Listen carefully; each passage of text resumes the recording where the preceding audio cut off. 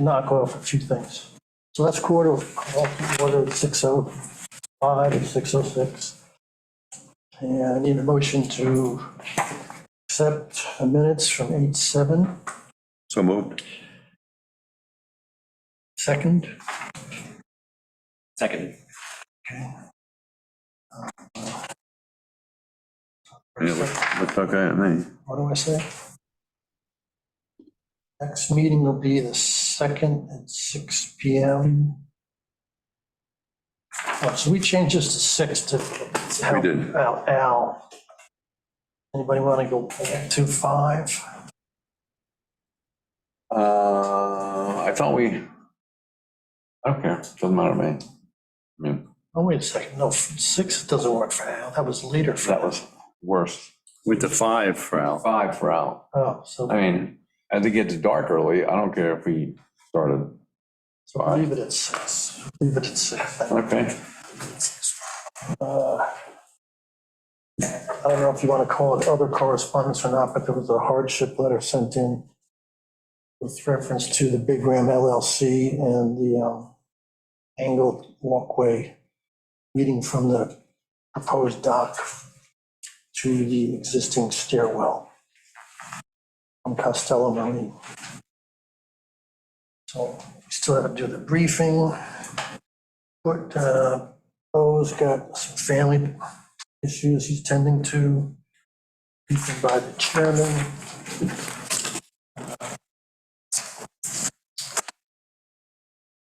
Again, the water quality tests are coming through pretty terrific at or below 10, I think. 3 locations. I look at Sag Harbor also, and they had some red zones way beyond what the state allows. So this is great news, and I think it's a terrific program. And Bo's been doing a good job doing his collections on it. And so that was the day after the big Labor Day weekend.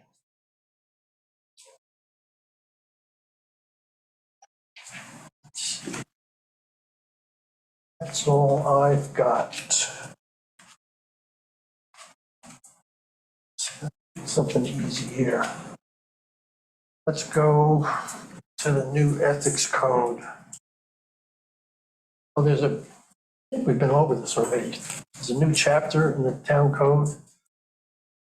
And it's the entire code, the ethics code in its entirety, and then there's a summary.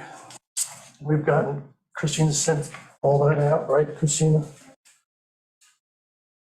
And then there's a page to sign also, Yep, it's a new pack.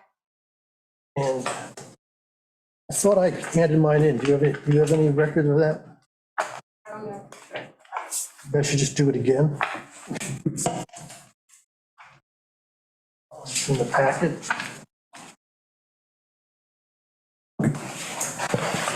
Oh, Yep. yeah. Oh, yeah, so There it there's is. 2 things. You got the summary of the code and the acknowledgement that you've received it, read it, and you agreed to abide by it. I did turn this in. Any questions on that? Nope. Done it before.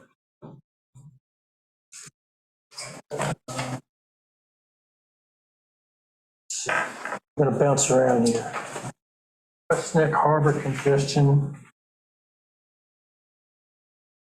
It came up more than once, particularly over the Labor Day weekend, about boats being anchored outside the anchorage area in conjunction with the sunfish races and in conjunction with tubing, and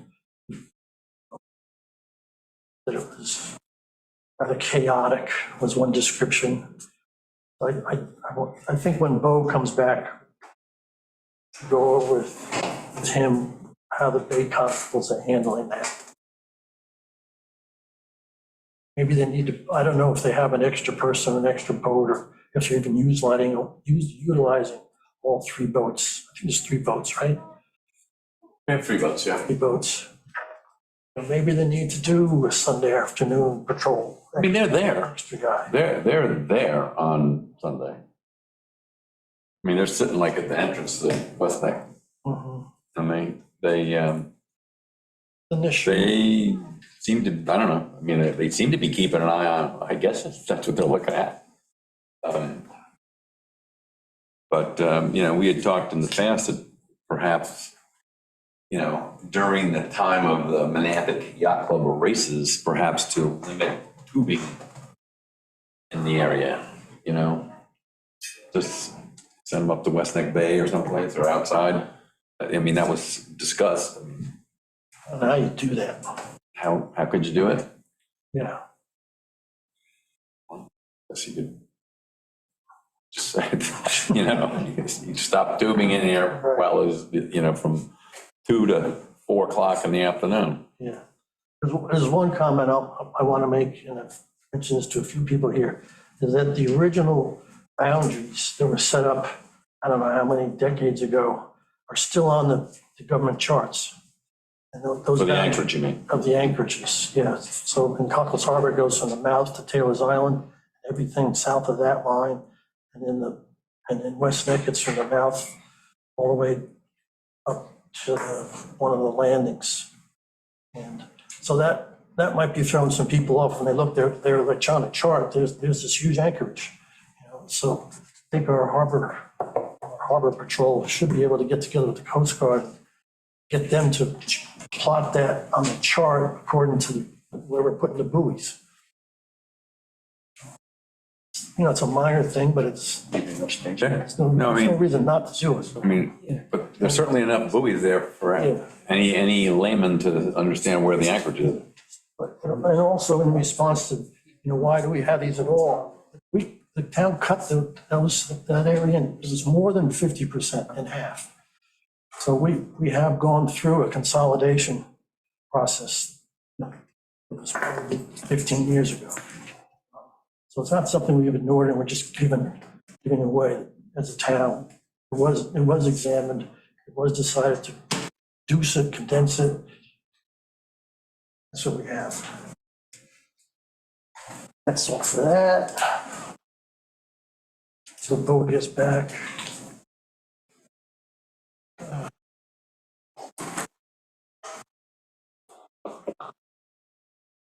Now, I'm afraid to get going without our liaisons. 6:15. They're gonna be another 10 minutes or something. We can't discuss the applications? Yeah, we I mean, could do some. Borough Hall, it's not a big one. Yeah, right, exactly. We could do, that's a 5-borough hall to repair, Bulkhead replacement. it's in kind and in place.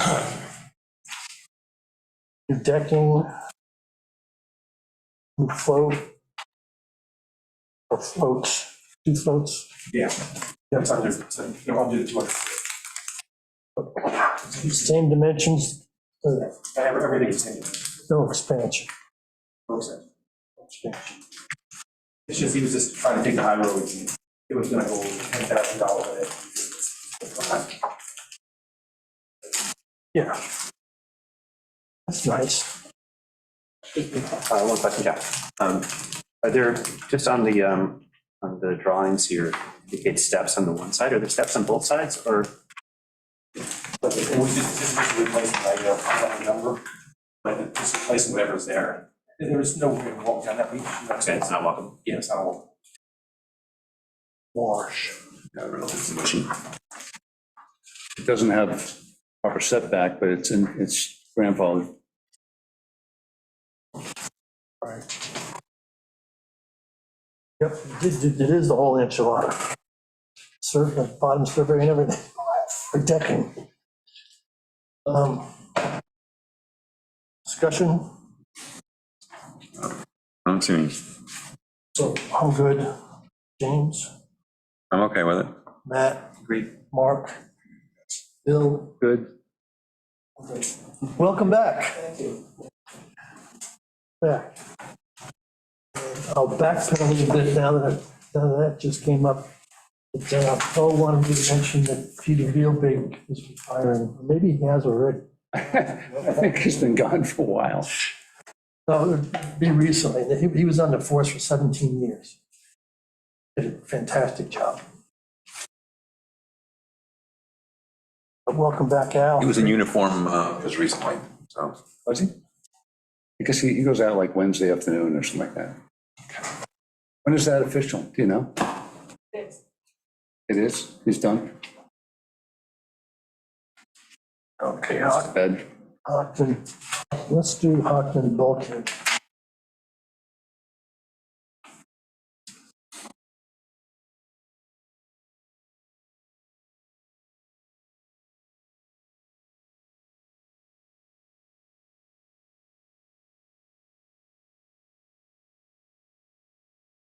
What are we going, a little higher, Jack? What's changing? This is Jack. There's, Well, I mean, it's just I'm here falling to- apart. I had Ian Consultants representing, I don't know. They're not here, if not, I can represent myself. Sure. Tell us about what kind of changes, if any, involved. There are no changes other than we might go a few inches higher to account for sea level rise in the future. Yep. The neighboring bulkhead is about a foot higher on the west side and a few inches lower on the East east side. There's no visual change other than you might go 2, 3, 4 inches. I'm not even sure I'm gonna do that. Yeah. But the beach is gone. And I'm being undermined. When I moved here 32 years ago, I had a decent beach that has absorbed all the impact of the incoming waves. Now, we just have a bare bulkhead at high tide. There's a little sliver of beach in my corner held up by my jetty. And other than that, medium to high tide, 90% of it's gone. And I don't know if there's ever any spoilings from Shell Beach that you want to send our way.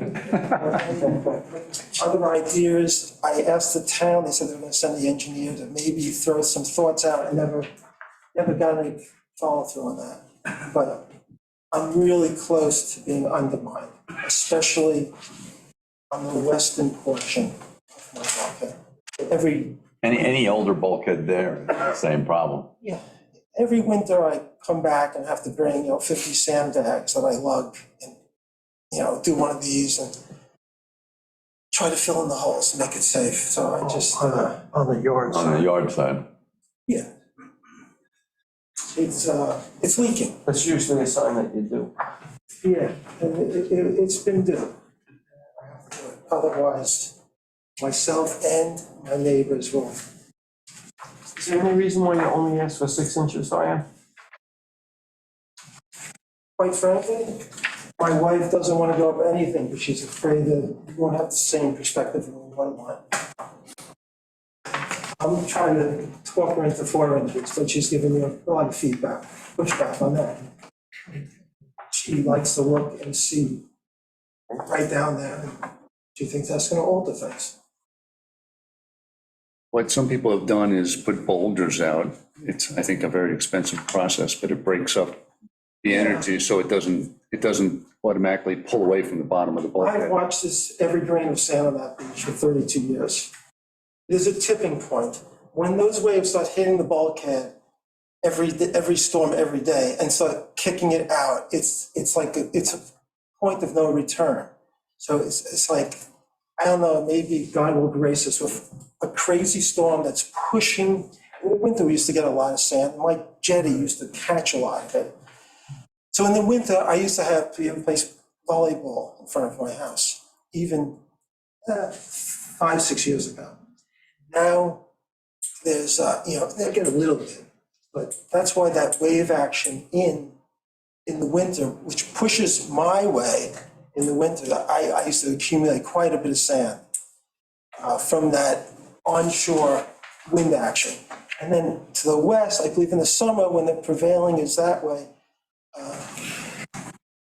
Karen, 68 Peconic, her jetty used to catch a lot from the summer breeze, and I used to lose in the summer. So it was a back and forth, and eventually I just didn't sweat it as much.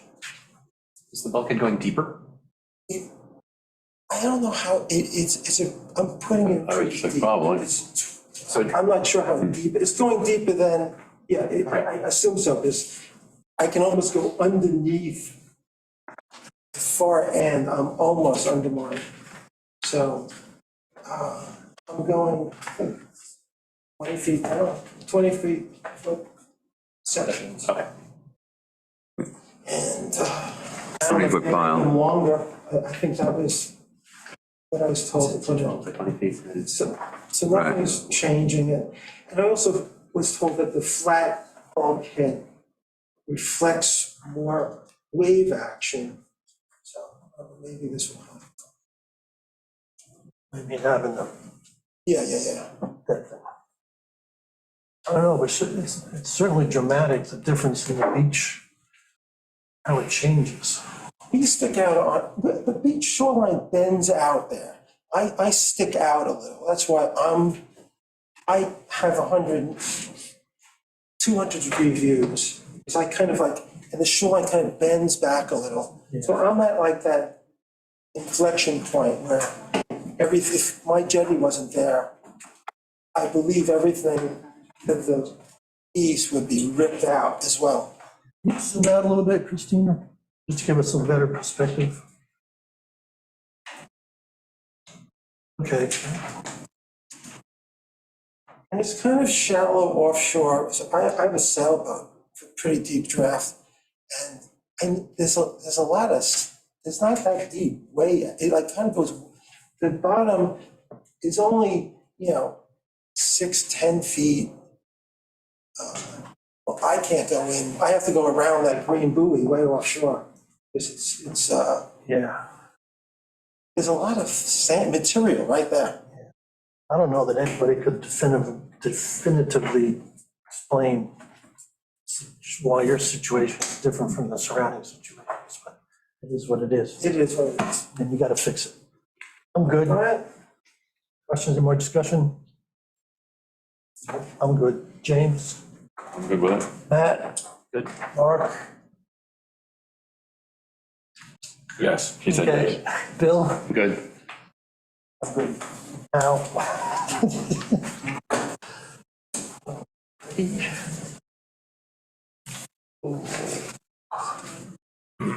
Bill, you prepared to give us some thoughts on the revisions process? Yeah. For us.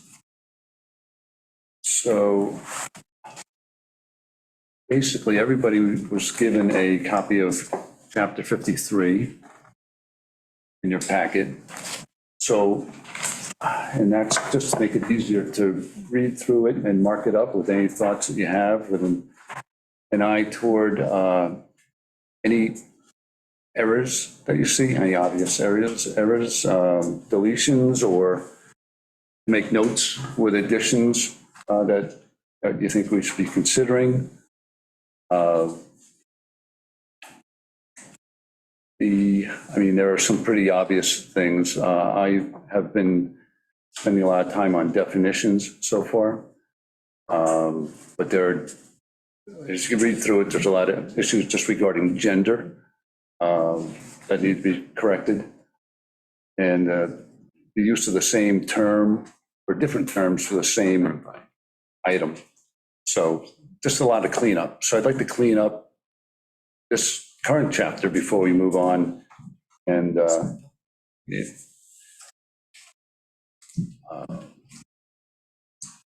and look to other codes Right. to see how to make additions that would make sense.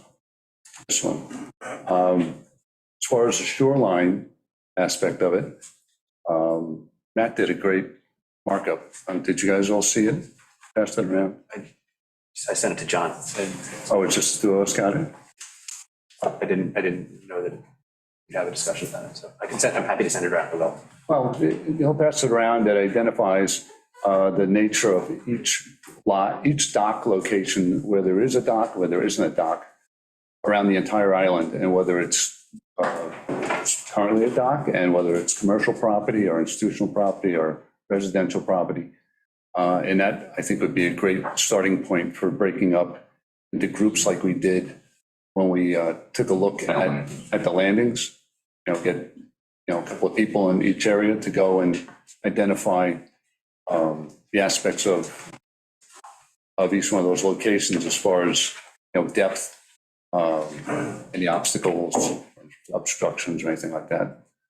So from here, it'd be nice by next meeting if people could go over chapter 53 and highlight what you see wrong with the current code. I'll have a lot more on my thoughts on definitions and other terms at that point. And in the meantime, we can start looking at other codes as well. I was gonna ask Bo if he would, I don't know how much, whether it's a day's work, or 2 days' work, if they have, the harbor masters have time to run around the island and do a count of docks, and how many had boats on, or how many don't have boats on. I think that might be an interesting statistic. We have that. Is your We have that. information? Actually, Peter Vielbeck did that. What was, And just a couple of years back, because the DEC wanted it, not the DEC. I think it was Suffolk County wanted it for dredging. So he actually did a survey of how many births there are around the island. I remember that the dock count is around 600 and change. Matt, he and I looked at. Docks? Just on Google Earth. Yeah. And it was in the 400s. It was around that, yeah. Yeah. Yeah, So 300 600 and seems right change. to me now. Are you counting the marinas? I'm just counting what. What Peter said. What Peter said. He might have been counting the marinas then. He could very But well have been. that's still a We were lot. we were trying to get the number, Yeah, yeah. dredging? For this, to let them know because that we. Matt and I both came up with the same number independently. Yeah. And you Just came up looking at with about Google Earth, 400. 400 plus, yeah. Yeah.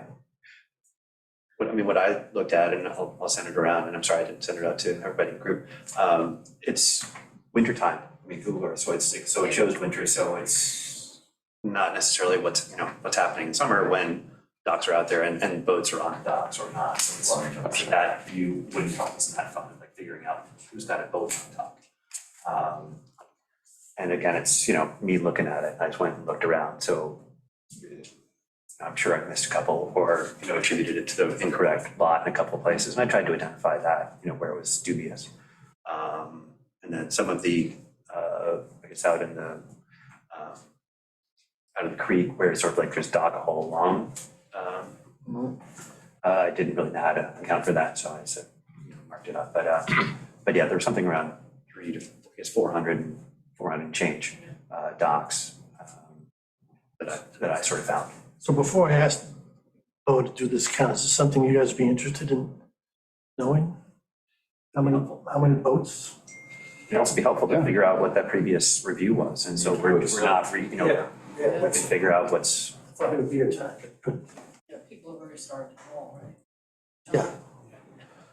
They were hauling a lot because of the anticipation of the storm.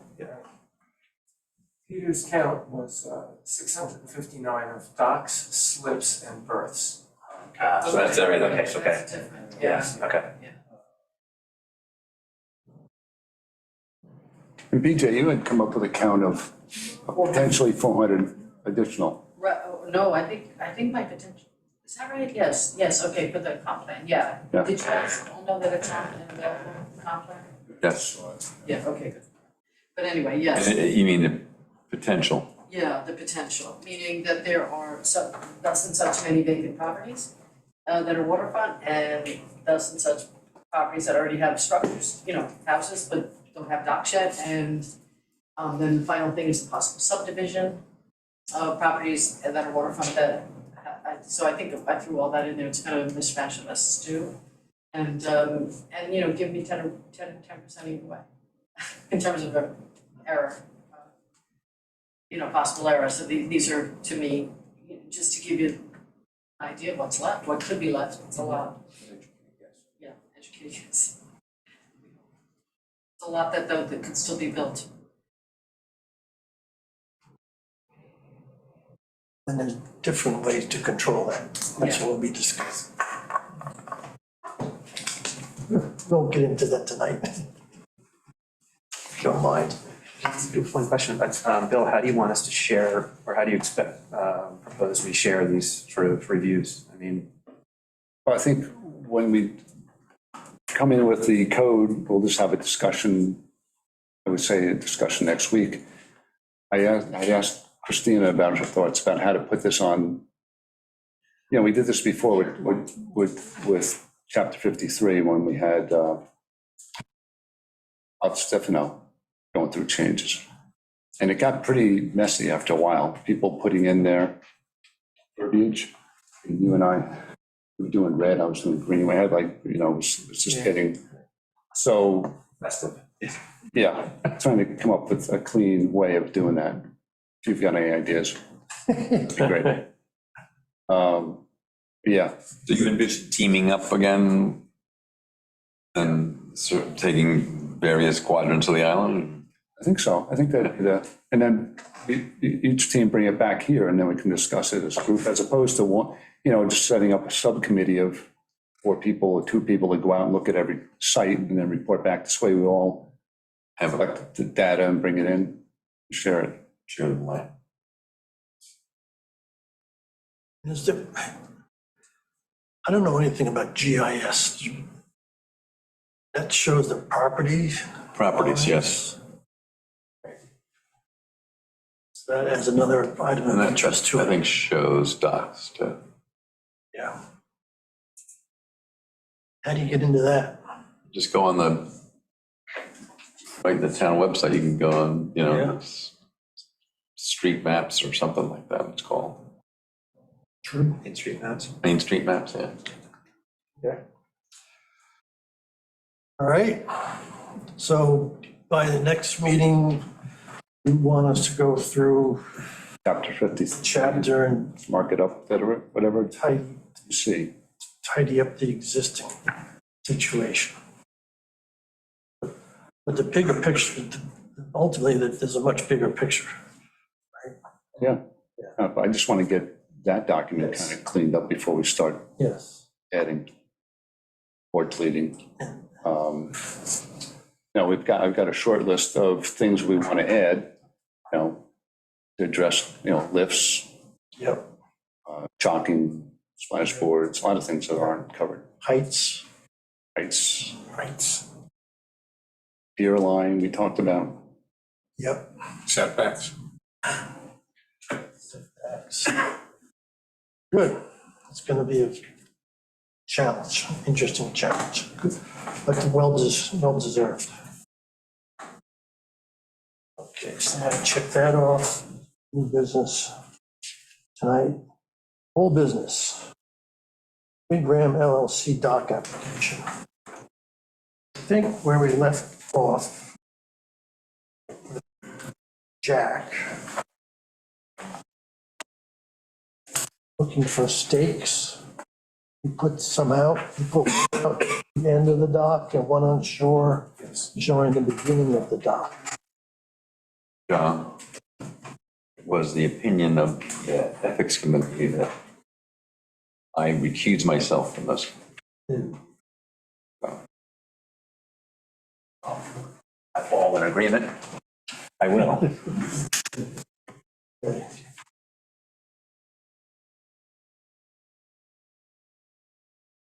So, John, with this application, this has been going back and forth for some time, and I met members of the town council on site, and I've already been there, local members have been there. This is a situation where I would like you guys to vote on it tonight, regardless or punting. I understand you guys have a certain pay grade on different applications that come through. This dock adheres to the setback. Where it comes in the shore, of course, it's different. We established that attaching to the existing staircase was the best environmental choice. or approach to the land. So the dock adheres to the 100-foot rule, it adheres to the 4-foot rule, it adheres to the setback. It's just that one little thing connecting to the eroded area where the existing stairs are. So the applicant has asked me to graciously ask for a vote on this or a punt. But that's just, I'm just requesting that. Okay, I can't, unfortunately, I'm not gonna be able to agree to do that, because we don't have a certified survey showing the position of the dock on it, which is typically, we've been seeing that from you for decades. And the property line has, and since we're talking about right up against the property line, there should be a stake on the property line. You've done that for us before when we asked for it. I don't think that's unreasonable that the property line be staked. Okay, the surveyor is coming tomorrow morning, on Wednesday morning. But like I said, this is a situation where I understand that's a technicality buried in this code. It's something that we're gonna move it forward, we're gonna have to do, especially in sticky situations like this. Like I said, I've been given my marching orders, and they are to request a vote or a punt, and so I just. John, suggestion, could you take a vote that would be contingent upon the survey agreeing with the drawings received, that's all. Contingent.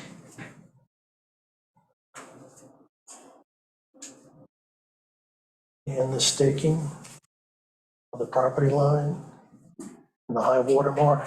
The high water mark, I'm not sure what the stake is there now, what that marks, because when it's all said and done, the building department needs to measure for the correct length, and they need the high water mark staked. That's where they measure from. I have a problem with the hardship letter about where the stairs are being built. What's the problem if the stairs went straight up from the end of the dock? They were worried that it was another point of erosion, where the existing stairs are, there's a point of erosion.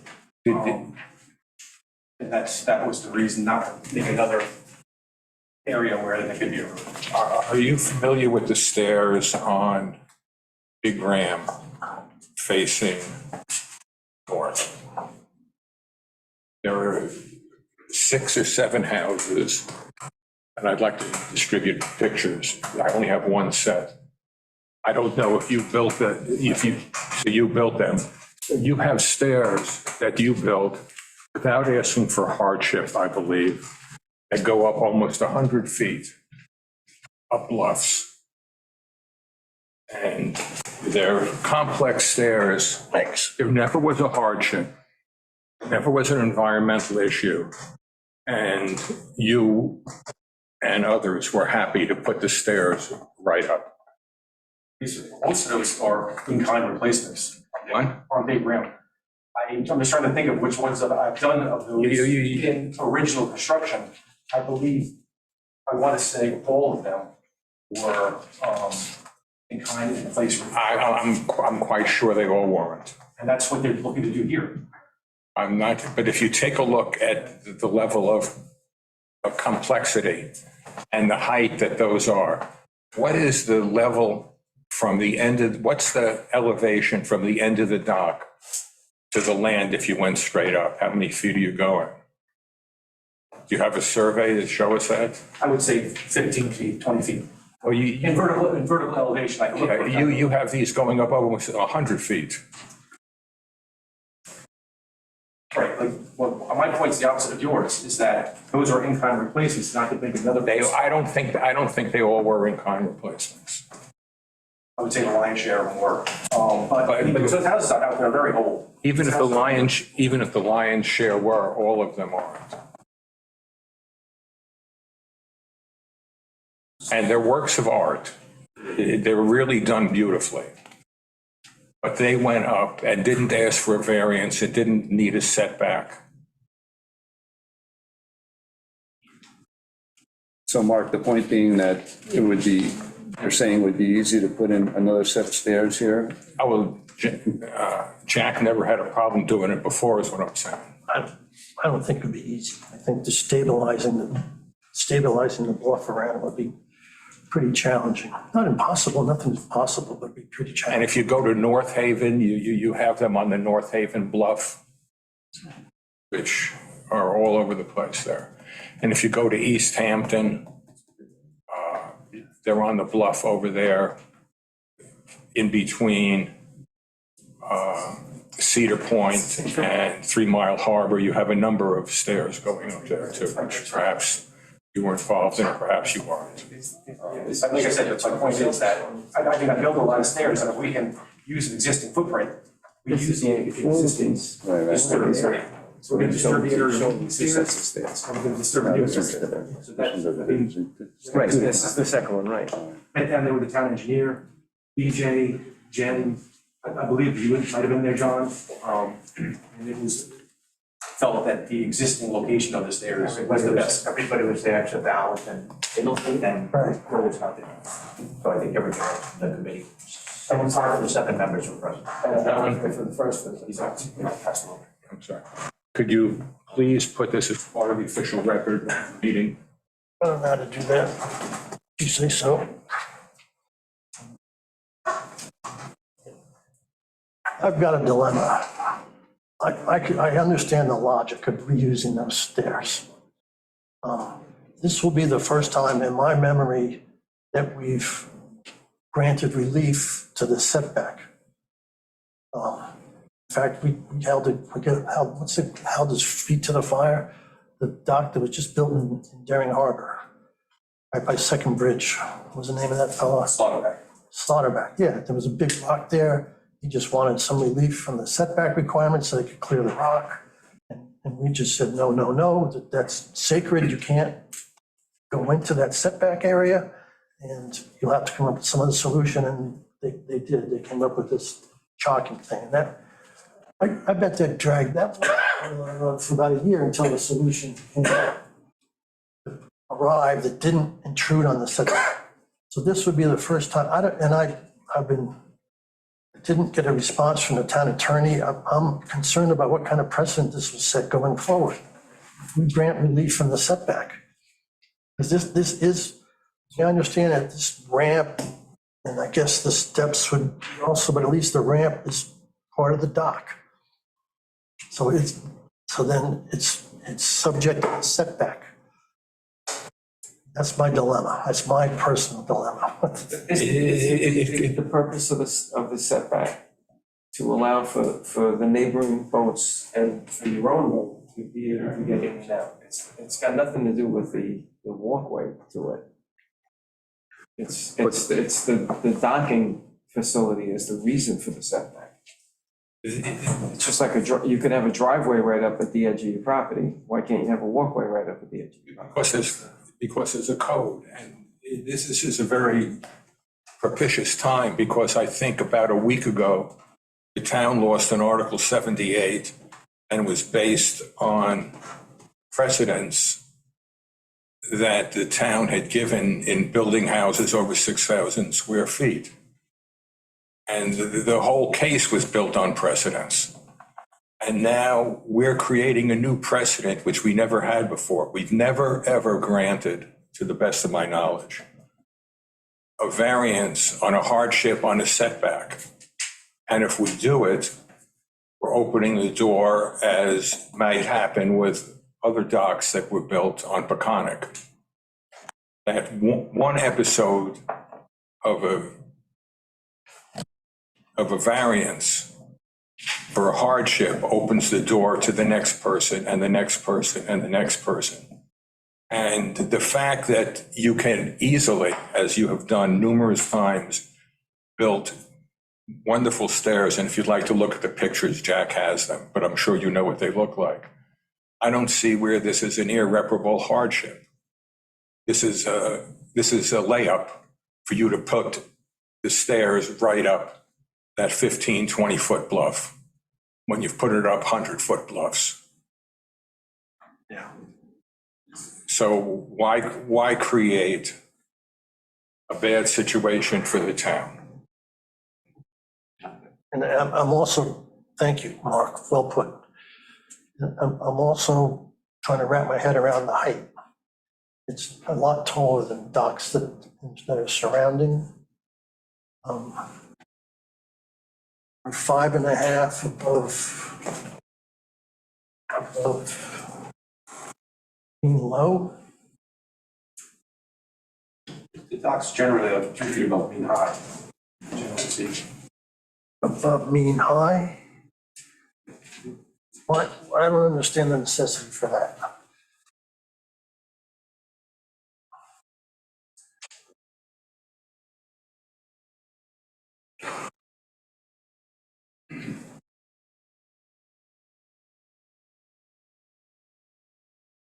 About 3 feet above mean high, which is average.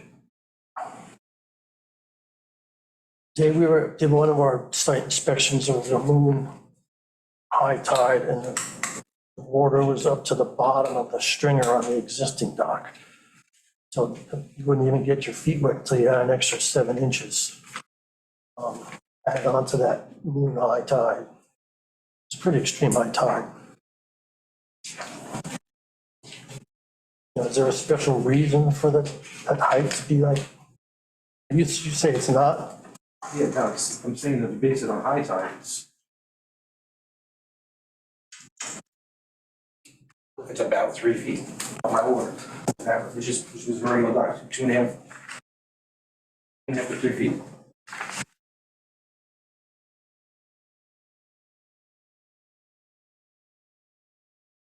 Top of dock.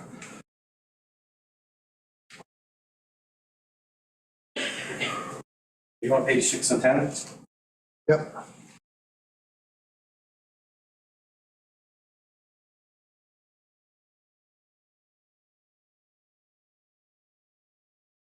At 5.5 is the basis of zero at dead low tide. You see there's a tide line in there for the mean high water line? It's just like 2.5 to 3 feet. Deck height. Okay, so then it's 3 feet above mean high. Right.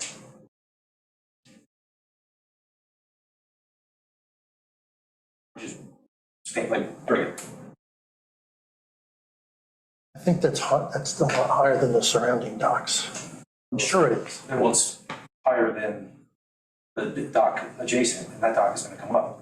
And that dock, we're gonna storm.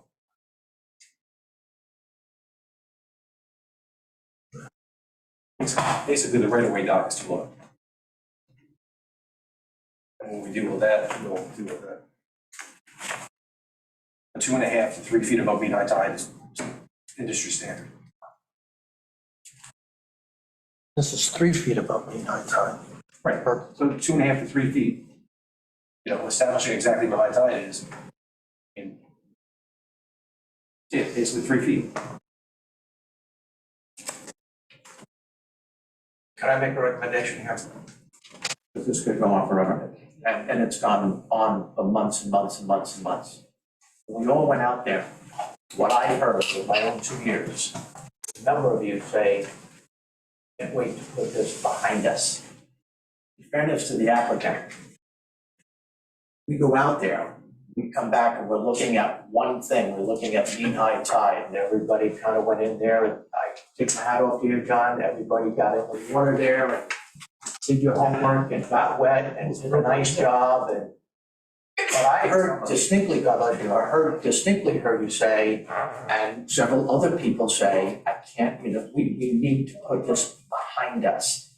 So, the timing is such now, we're in mid-September. So it's not like we're in April, May, where this is gonna greatly impact us, for the summer time. However, in fairness to the town board, and I don't know if I speak for PJ or not, but I'll speak for myself, and I think I speak for most of us here.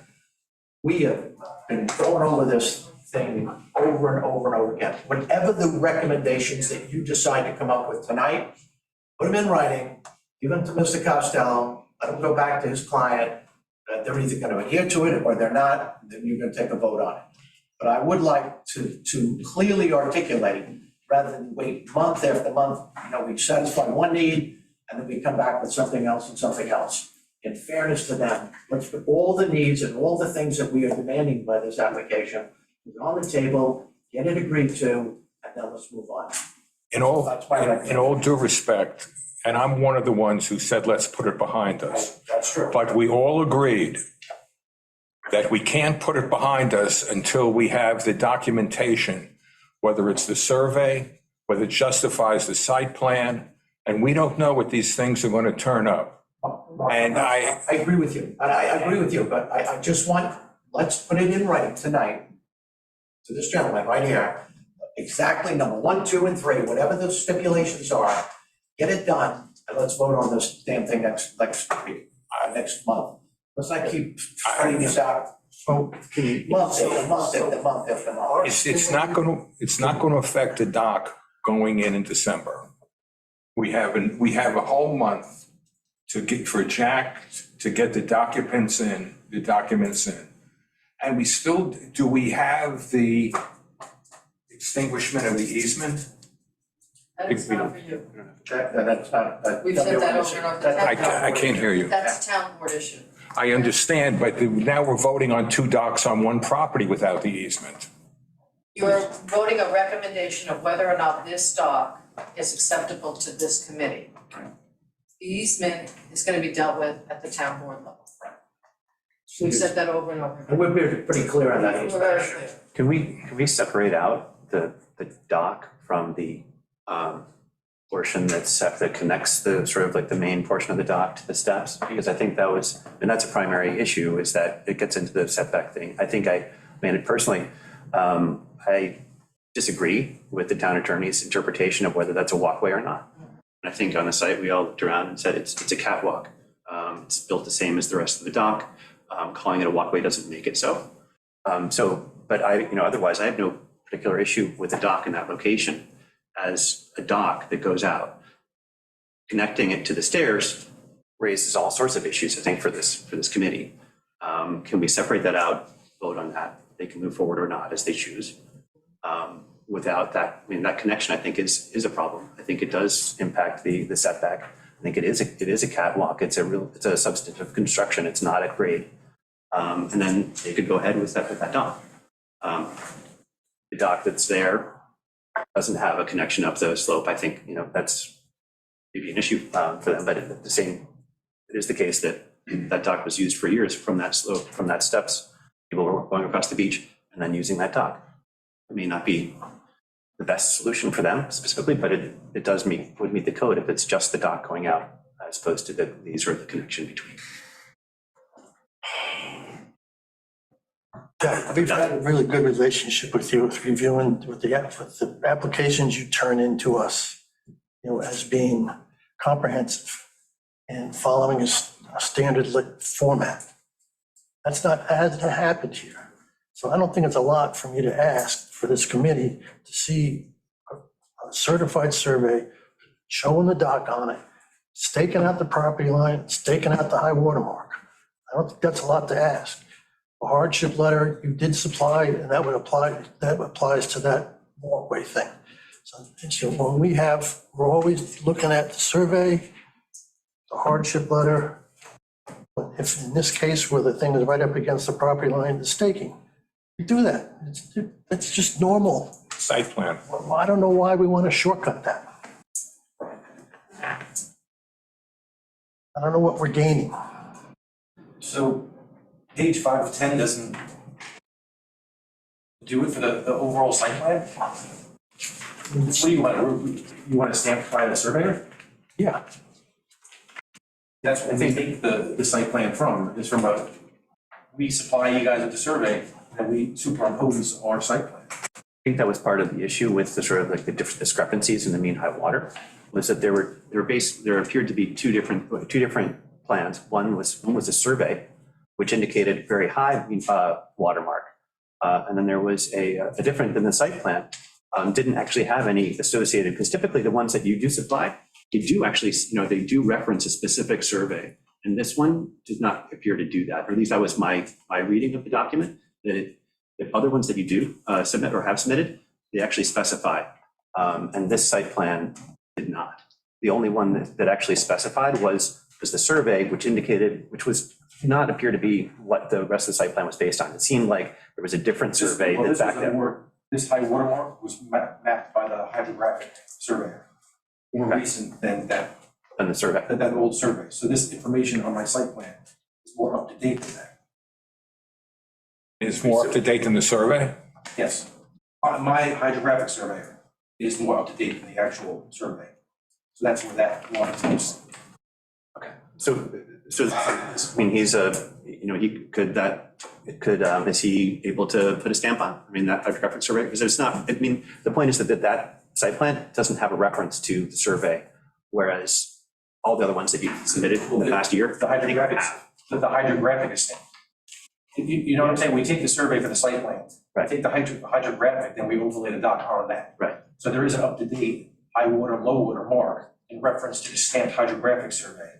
The old survey of the lot, the actual upland and everything, is an old survey that we use to set the property lines. Mhm. And that's what the hydrographic surveyor uses. The most important thing is, we're not really worried about houses too much.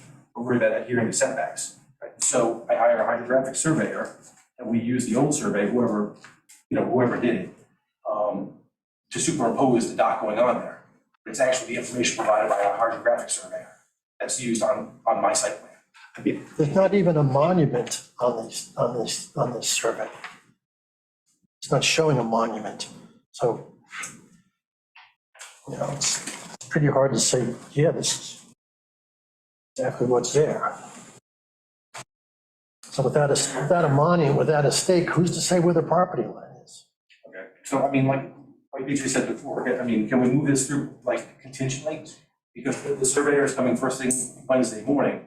And, at this point, I mean, is it gonna make a difference exactly where the stake is? As opposed to the stairs? The big issue is the stairs being within the setback. That's the issue of this job. I mean, the dock, we're all agreed that the dock is fine. It's just whether or not we can attach to the existing stairs. And then a lot of the stairs that Mark had referenced are stairs that we replaced. You're correct in saying that's the issue that's under debate. The fact that we don't have a survey that proves that the 30-foot, that you're 30 foot from the property line, I don't think that's inconsequential. But I get what you're saying. What's going to, after I give you, John, or give the committee all that they've typically used to getting, certified survey, staking, what's going to happen with this catwalk thing? Which the catwalk thing is, as I understand it now, is part of the dock, and it's intruding into the setback. Let's make the survey was still finished. You and I talked about that. I don't want to. Spent a lot of time talking about it at the last review of this application. It was. So I'm meeting the surveyor on Wednesday morning. So I'll make sure he provides me with an up-to-date survey. And a property line stake and a mean high water line stake. The hydrographic surveyor will have to come to me my water stake, so I'll have to get both surveyors out there. The land surveyor can't do that. Maybe I'll ask them, but so I'll have to get both surveyors back out there. Okay, so let's assume that gets done, then we've got that proper documentation. Then the next question is this catwalk thing. And the height. They said the height is 2.5 to 3 feet is standard dock height.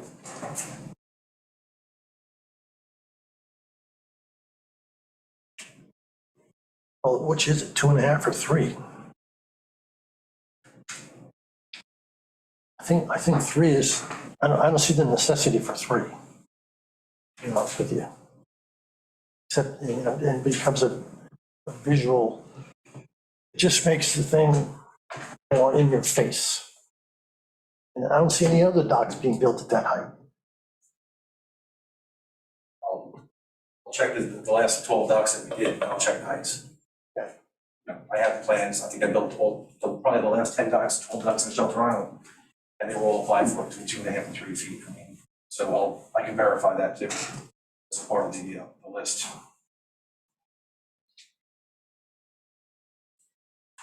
Ms. Go ahead. Halligan just said, let's just get this list complete for Jack, so that we are not asking for new material again next month. Right. Okay. Inject a little efficiency into the process. And what are we doing with the steps or the catwalk? Is that gonna be our? Take a vote, or like Matt suggested, vote on the dock only, leave that off if you wish, that's up to you. If you want that. If we're voting on the dock only, do we need the other things? I mean, we've worked from site plans on everything else that we've, We need it, if they're gonna install a catwalk or a walkway of some type, yes. But if they're not, and you're just gonna have the dock go down to the beach area, you're gonna, then you know. Building inspector's got to measure it when upon completion, so there needs to be a stake marking the high water mark. That's how they certify that it's applied for. No, I understand that, I brought up with this idea of making, you're gonna vote on just the dock, if they're contingent on the staking and the survey, agreeing with the survey.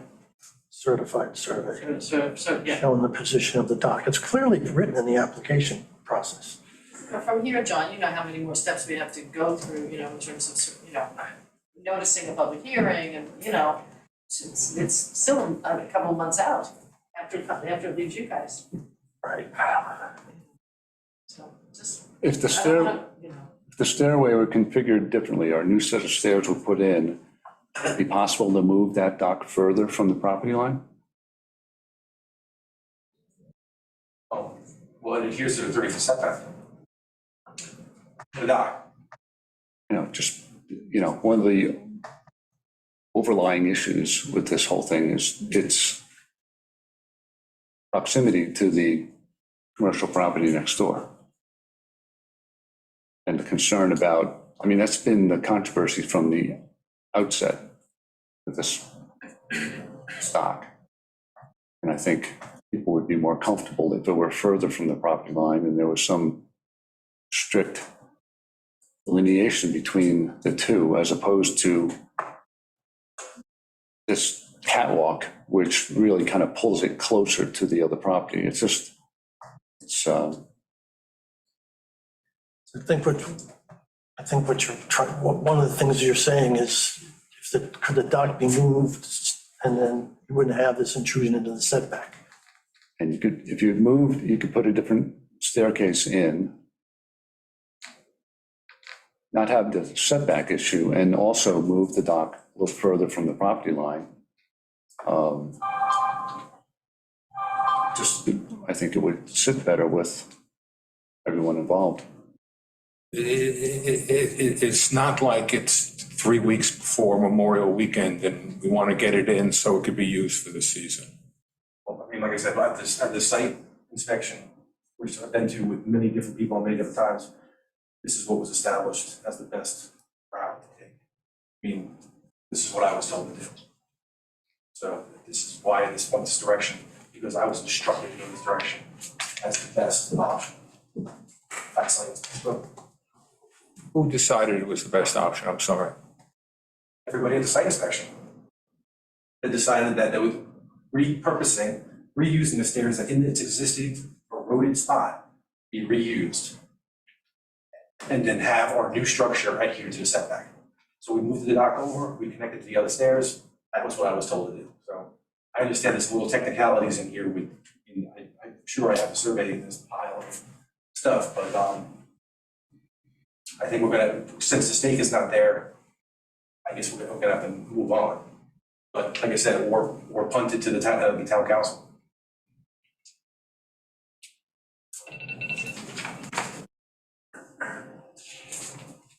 I just want to point out that the enforcement piece, which is underlying this discussion here about how it's gonna be utilized.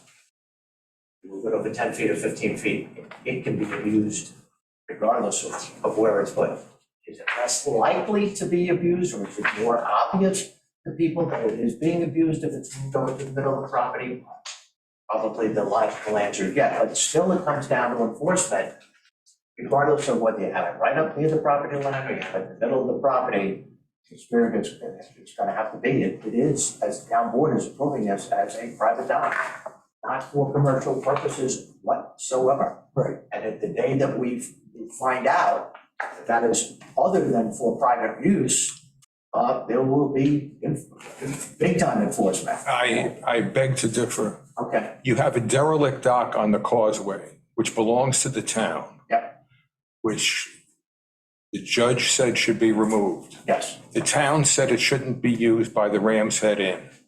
Labor Day weekend, there were 2 boats that were tied up to the town's derelict dock, which creates a tremendous legal hazard should anything happen. Pictures were sent in of the boats at the dock. Has anything happened?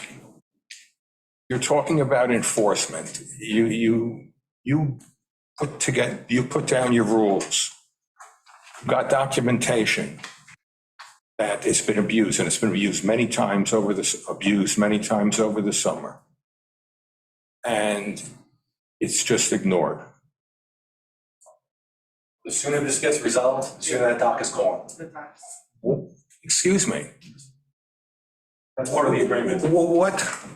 I don't understand. This dock application's resolved, then that causeway dock goes. What does removing that dock have to do with building this dock? The judge said it belongs to the town and it's a derelict dock, and the town said it shouldn't be used for commercial purposes. I don't see where you're going.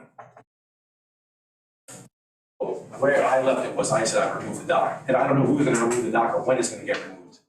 Okay. So I don't wanna be back in court again. I was given my marching orders, I did what I was told, I had site inspection, let's just move on from this here and go on to the next one. First of all, I wasn't addressing the question to you. I was talking to Mr. Culligan on We are why. not enforcement here. Whether or not that made it to the police department, I don't know. I didn't see the complaint that you're referring to, so if it made it to the police department and they did not enforce it, that's where you need to go with that. I am not enforcement. That's number one. Number two, I think predicting that this is going to be used illegally is very, very thin ice. It makes me very, very uncomfortable. And I agree, if it's 10 feet over, 20 feet over, 30, if it's gonna be used nefariously, at that point, again, someone needs to make a complaint and the police need to act on it. But that is not us. We are not policing, we are discussing. I've gotten over it. To be perfectly frank with everybody in the room, I've gotten over that concern. My outstanding concerns right now are what kind of precedent are we setting by going into giving relief to the setback, and what kind of precedent are we setting with the height? That's where I'm at. Well, I think if you're gonna open up a new question about the height, again, that the instructions that whether, you're not gonna vote, you want more information, you need to be clear to Jack, what are you asking for? Are you asking for a new application at this point and a new drawing because of the height? Or is he gonna come back with the same drawings and the same height and you still have a problem? You know what I'm saying? Yes. It can't be if wishy. And the reason it's wishy-washy is it's not spelled out in the code. We don't have a written height to shoot for. All we have is what we've got out there, been doing. I'm not in the business, but I know that when we've been replacing bulkheads, like at volunteer park and elsewhere, we've raised bulkheads, 18 inches because of sea rise. So when you go by Crescent Beach and you look down there and you see all the docks are underwater at any high tide, you're saying, well, maybe docks are not high enough now. Maybe with sea rise, you're not building a dock for 2023. You're building the dock hopefully for 2033 and 2043 perhaps, if this dock lasts 20 years, 25 years. So you have to anticipate with sea rise that, you know, they'll 5 to 6 inches, you know, it's coming. I mean, we clearly see that every time you go down West Bank. And the water, I mean, it's no longer we need a hurricane to bring water on there on a stream high tide or full moon. It comes all the time. It's right to the edge. So I think that's something that, you know, I would love that information in the last 10, 15 docks you put in. If the height has been 2.5, 2 3/4, 3, and it's varied in between that, well, we're arguing over whether it's gonna be 3 inches more or, come on, let's be reasonable here. And I think that's what BJ is saying, is we're creating these new stipulations. My plea 20 minutes ago, a half hour ago, was let's put it all on the table, give them what you want seen, and if it's fair, you know, let them bring it back. But I would like, on behalf of the town board, and I think we speak for the other 3 people, we would like eventually, it doesn't have to be done tonight, but we would like to see this resolved, because we want to see other things cleaned up, you know, with the easement, the causeway, everything. We want to get this in the rearview mirror and move on. Well, whatever the, And we don't want to go, you know. I know you feel like you're being tortured, and I apologize for that. But whatever the height is here, that's gonna be the height that's applied for rebuilding the dock next door. So it's got broader implications than just this. And, I'm really getting tired of, you know, these jobs, these projects being built because it was the same over here. You know, there was relief given over here, so I want that same relief. I'm really getting tired of it.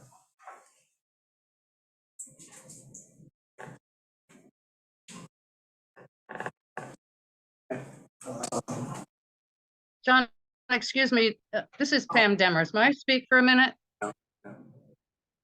I'll give you 2 minutes. Yeah, I don't even need that amount of time. The fact of the matter is that this committee required a survey and site plan mean high water discrepancy cleared up before tonight's meeting. That was requested a month ago. It was also requested a month ago that the applicant stake out the property and the site and the mean high water mark. So it is not this committee that is delaying this application. It's the applicant themselves not giving you that information tonight for you to review. So I really think that you should stick to your guns and require that once again. And now you have a concern over the overall height prior to making any other decision on this dock. And obviously now you all know that the setbacks are an issue with this catwalk.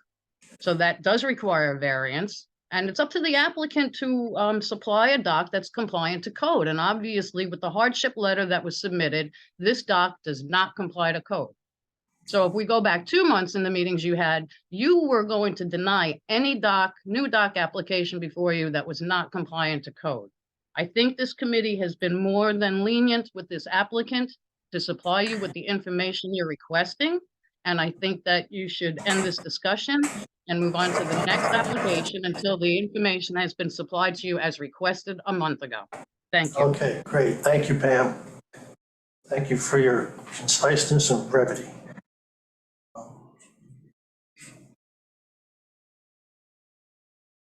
Any more thoughts?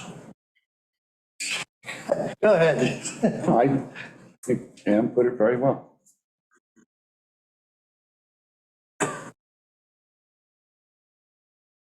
Where we were. Is there any chance of somebody in the town officials saying that this intrusion into the setback is not going to be a precedent in the future? Is there any reassurance, or how can we get reassurance? Jim and I don't represent them. Or is it a? I'm sure you're all like a mazel tov. But that being said, we don't represent the future. You know, we But you know, I think each time I like this idea of not, of saying you have to approve the dock contingent on a survey. I like this idea of not voting on the catwalk until you get some ideas about height, that ties into the dock. But every time it seems to me a variance is given, there's a reason. It's unique to that site. Well, this is because we have as well stabilized a bluff as we can have. It's pretty well, I mean, there's some undermining going on, you told me that, but it's nicely vegetated. And so the reason then for this would be that, to not disturb that nice vegetation regardless. Mark Green is saying that other ones have been staircased and no harm has come. That being said, it still seems like a valid reason to say, all right, we want to use the existing staircase. So, so then, Joe Smith comes 2 years from now and he points to this, do you have the same condition? Do you have the same condition? No, I wish that was the reality of it, I really do. Yeah. But we don't seem to, we seem to be getting called out and not being able to defend our position. When we make an exception. Do you guys feel that way at all? It's kind of our job, to look at each application. And that's, and if there is a reason for a deviation. Because I mean, the code is just, it's a piece of paper. A lot of the things in the code are arbitrary. They're arbitrary. They're just arbitrary numbers. So if you do things on a case-by-case basis and you do something that makes sense, that's kind of like what we're here to decide. All right. That's why we're here. That's a major reason why we're here. We might not all agree on the same thing, and that's okay. But that's when we pass it on up to the next level. Yeah, I think the current town board that you have right now have been very supportive about not directing you not towards that moratorium, but on sticking to the code. So we applauded that, and we love the idea of a subcommittee. We love the idea of you investigating this, and making a recommendation back to the town board. And you're in the process of doing that, and we're gonna stick to that. We're gonna support that. The same token, yes, Al is making a point. We do always go into these things on a case-by-case basis. My only thing is about communication. It's about if you have, when you look at an application, you have 7 things that need correcting or attention, and list those things, give them to them, say, we will not review this application again until all of these are satisfied. Don't even bring the application back to me until these 7 things are done, or 3 things, or 2 things, or whatever it is.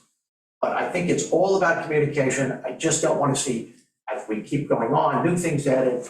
Let's get it all out. That's all I was trying to say. Get it on paper, tell this guy what he needs to do, have him do it, come back, and let's up or down. That's what John did last month. Yeah, I think there was significant controversy about the mean high water, for instance. I was expecting that in the interim, that there would be a survey that came back, because it seemed to me that there was a survey that the site plan was based on. And yet that didn't, I didn't get it, and it wasn't sort of, hey, here's a new thing that's been submitted onto the record. And so I was actually surprised about that. I thought it was a layup, because it is the way that that's typically done. With the walkway, for instance, it's not a walkway. And so I think to put a lot of that on this board is actually, I think it's not actually appropriate. There are actually some differences that came in this application, which were actually not straightforward.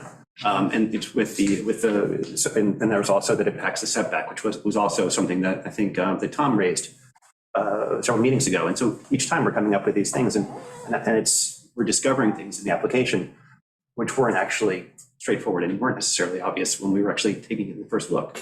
So I think that it's not the case that we're coming up with new things. We're actually looking at it with fresh eyes and trying to and getting deeper into it. So I don't think that's. Well, it's now, the height don't matter. Oh, okay. It's now, but I agree. So can I just- I'm not making this up, my concern over the precedents. We have another application tonight where the dock that wants to be built doesn't meet the setback. And so, if we say, okay, with Ram, how do we say, can we say okay to this fellow too? And now the code's setback thing is almost meaningless. Hey, John, can I just interject? So we're either gonna vote, climb the table. You guys tell me, I don't want to spend all night on this, so we'll waste you guys' time. So if you tell me you need more information, let's just table. But I would prefer a punt or a vote, but if table is the way to go, just let's move on to the next thing. Should be tabled. We should be getting from you what we get on everybody else's application. I was hoping you could have like punted up to the town council, but if that's what you want to do, I will not offend this board. So let's just table and move on. It's, you know, Joe's game starts at 8:30. Do we want to go down a list of items so that, I mean, we have it in the minutes from last time. I mean, do we want to go down a list and The we'll, height was never mentioned. I know the height was mentioned, but the other items were mentioned and they haven't been complied, they haven't been provided. So Jim's saying, put it in writing. I don't know, send you a letter? I mean, how do you want to deliver this to Jack? It would be best, I'll get to Christina. feel that it will be, you know, dealt with.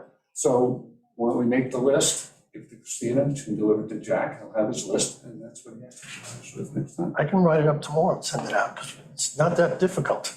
Certified survey showing the position, because it's in the application from the town. Certified survey showing the exact position of the dock. And in the case, since this is up against the property line, there's got to be a monument or a stake there or something to check that 30-foot dimension. Just to qualify that. So John, tomorrow morning, can you and Christina just put it in writing? Yeah. Quickly send that, and Christina can send it out to the entire committee. Give a thumbs up or a thumbs down right away. Let's do it right away. But so by tomorrow afternoon, at close of business, we have 7 people on this committee, or 6 people, one has recused himself. 6 people on this committee, then we'll give it a thumbs up or a thumbs down. Yeah, after the last, just to know, after the last meeting, I got clarity on, by talking to the town attorney and other people, the building department, that this catwalk thing, that angular thing was part of the dock. Okay, it's part of the dock, needs to meet the setback thing. And where was I going with this? Oh, so that said to Jack, we need a hardship layer. Because now we're in violation of the setback. And he fired me off. I thought it was an excellently written hardship, and the points were excellent. So, you know, you were right on with that. And then I got nothing from you on the rest of the stuff that I told you that we needed. I don't know what else to say than that. I appreciated that you were so quick with the hardship letter. You know, again, another thing that's just standard operating procedure for you. If you want some relief from the code, you have to provide a hardship letter for us for consideration. All right, so we're tabling this, and I'll write up tomorrow morning the things that we're looking for. That are just standard stuff. All right. Moving on. Oh, can somebody get James, please? Wake him up.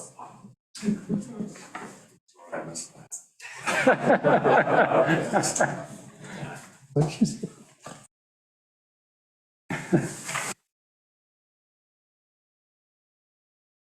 Yeah, here. That's that. Motion to adjourn. Hogan doc application. Mr. Hogan's here.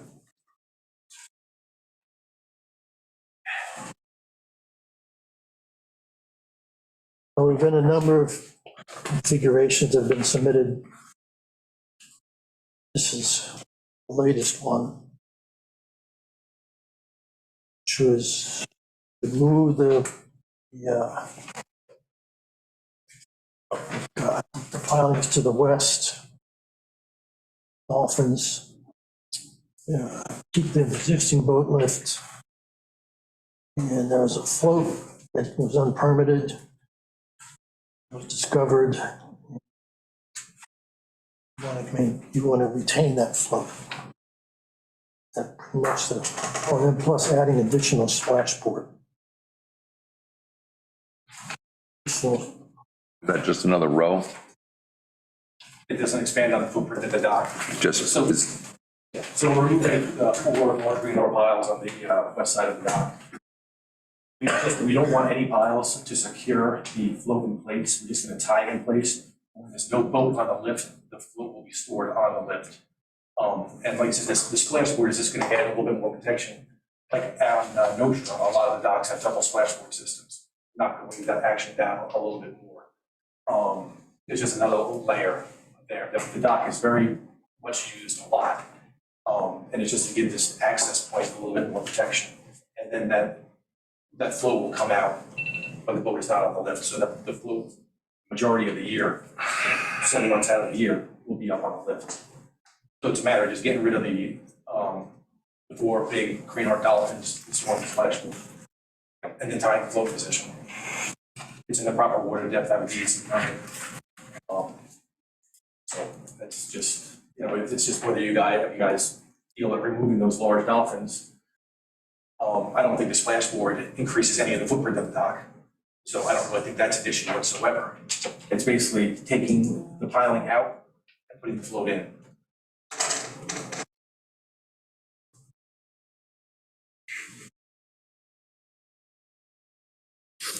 And this splashboard system is very similar to other docks on the island, especially down on the green lawns.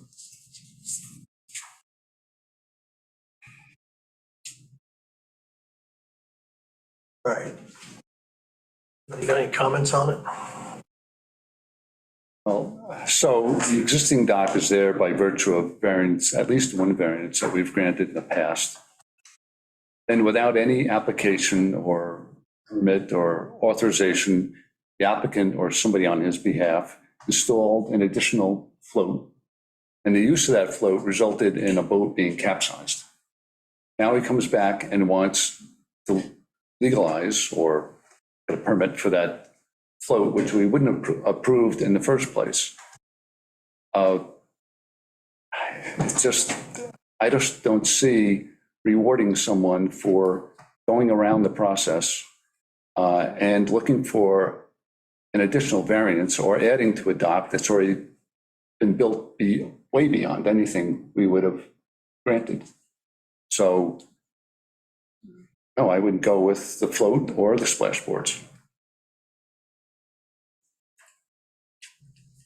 I'm wondering if we went back to the original application, if we didn't the original application have a step platform? Your memory's better than mine, John. Do you know? Well, the L is a lower platform. It already is a lower platform. Goes to a lower area. For some reason, I thought there was an additional step down. Yeah, just the L's on a lower elevation. It never got built, and then the float popped and the float showed up in its place, but I could be wrong. No, the lower L is still there. I think the waves are still gonna crash over that. I think that elevation is gonna be breached. But that's not for me to. Don't tell me you want it at elevation 3.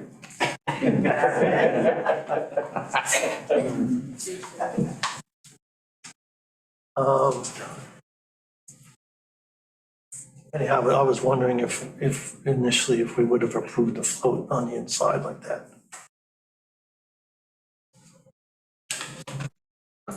Many years ago, maybe. Tonight? John, it's not even clear whether this arrangement would work. Say again? It's not even clear whether this new arrangement would work in that location, I mean, given the wave action. that's not our, You're gonna you can't provide them. pick apart a design saying whether it's gonna work or not. Oh, but to grant a variance for something that's not gonna work doesn't make any sense to me. But I guess there's evidence that it does work in other places. Can I ask something, the splashboard idea on the outside, there was some real evidence that it damaged someone else's property by refraction, I guess. Is there any way to do a study on this sort of thing? There's no evidence like that. No.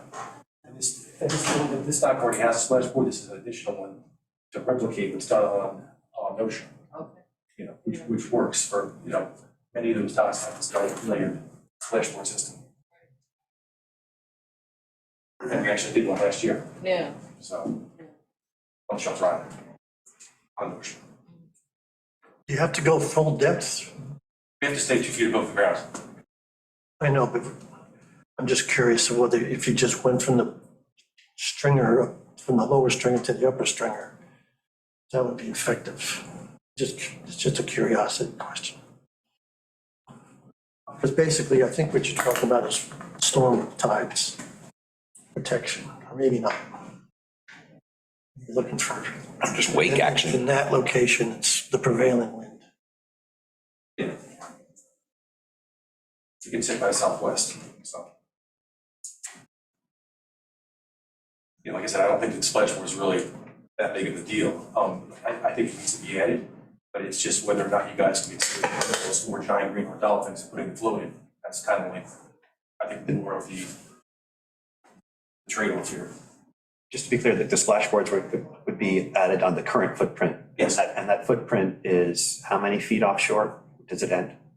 The overall length of the dock? No, it's like from the end of the splashboards, because they're out towards the end of the Yeah, dock. at the end of the dock. It's like what happened. Yeah, like 50 feet down. I mean, it's way out. Way out there, it's not near the shore. Yes. Since the owner is here, Mr. Hogan, do you feel as though this will satisfy your needs? What you've applied for? Yeah, given the constraints, this would satisfy the needs, yes. All right, I'm gonna call for a vote and we'll just see how it plays out. I'm gonna vote yes. James? What is, I'm sorry, what is the vote on? Is it on the whole package? Yeah. And I guess if you want to modify it, we can make a note of that. This is just based on the new letter, because I didn't draw it up. I did it by via the letter. Which would be an addendum to the original, some other application. Well, I did the letter, then if we agree upon what we're gonna do, then I'll submit new plans. I went into the file for this documents. A lot of revisions. Anyhow, I'm okay with it as applied for, but the trade is the dolphins for tying up the float, basically, in my mind. And the splashboards. And splashboard. And that's good. The floating dock is gonna be tied in place when there's a boat in the lift. Yes. And then otherwise, the And float's and on. otherwise, the float is gonna be in the lift when there's no boat there, which, In the off-season, the off-season. right? That's what we're talking about. So when the boat's not in the lift, it's on the floating dock? And then when, No. No. When the boat is not on the lift, okay, or there's no boat at the dock. okay, Yeah, when there's no boat at the dock. then you float put the will be dock on the lift. Where it's off-site for the season. James, you ready? Or anybody else ready to vote? If I vote like this, then I'm gonna have to.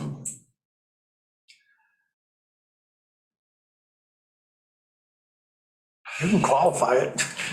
You know, I'm okay with trading the pilings for the splashboards.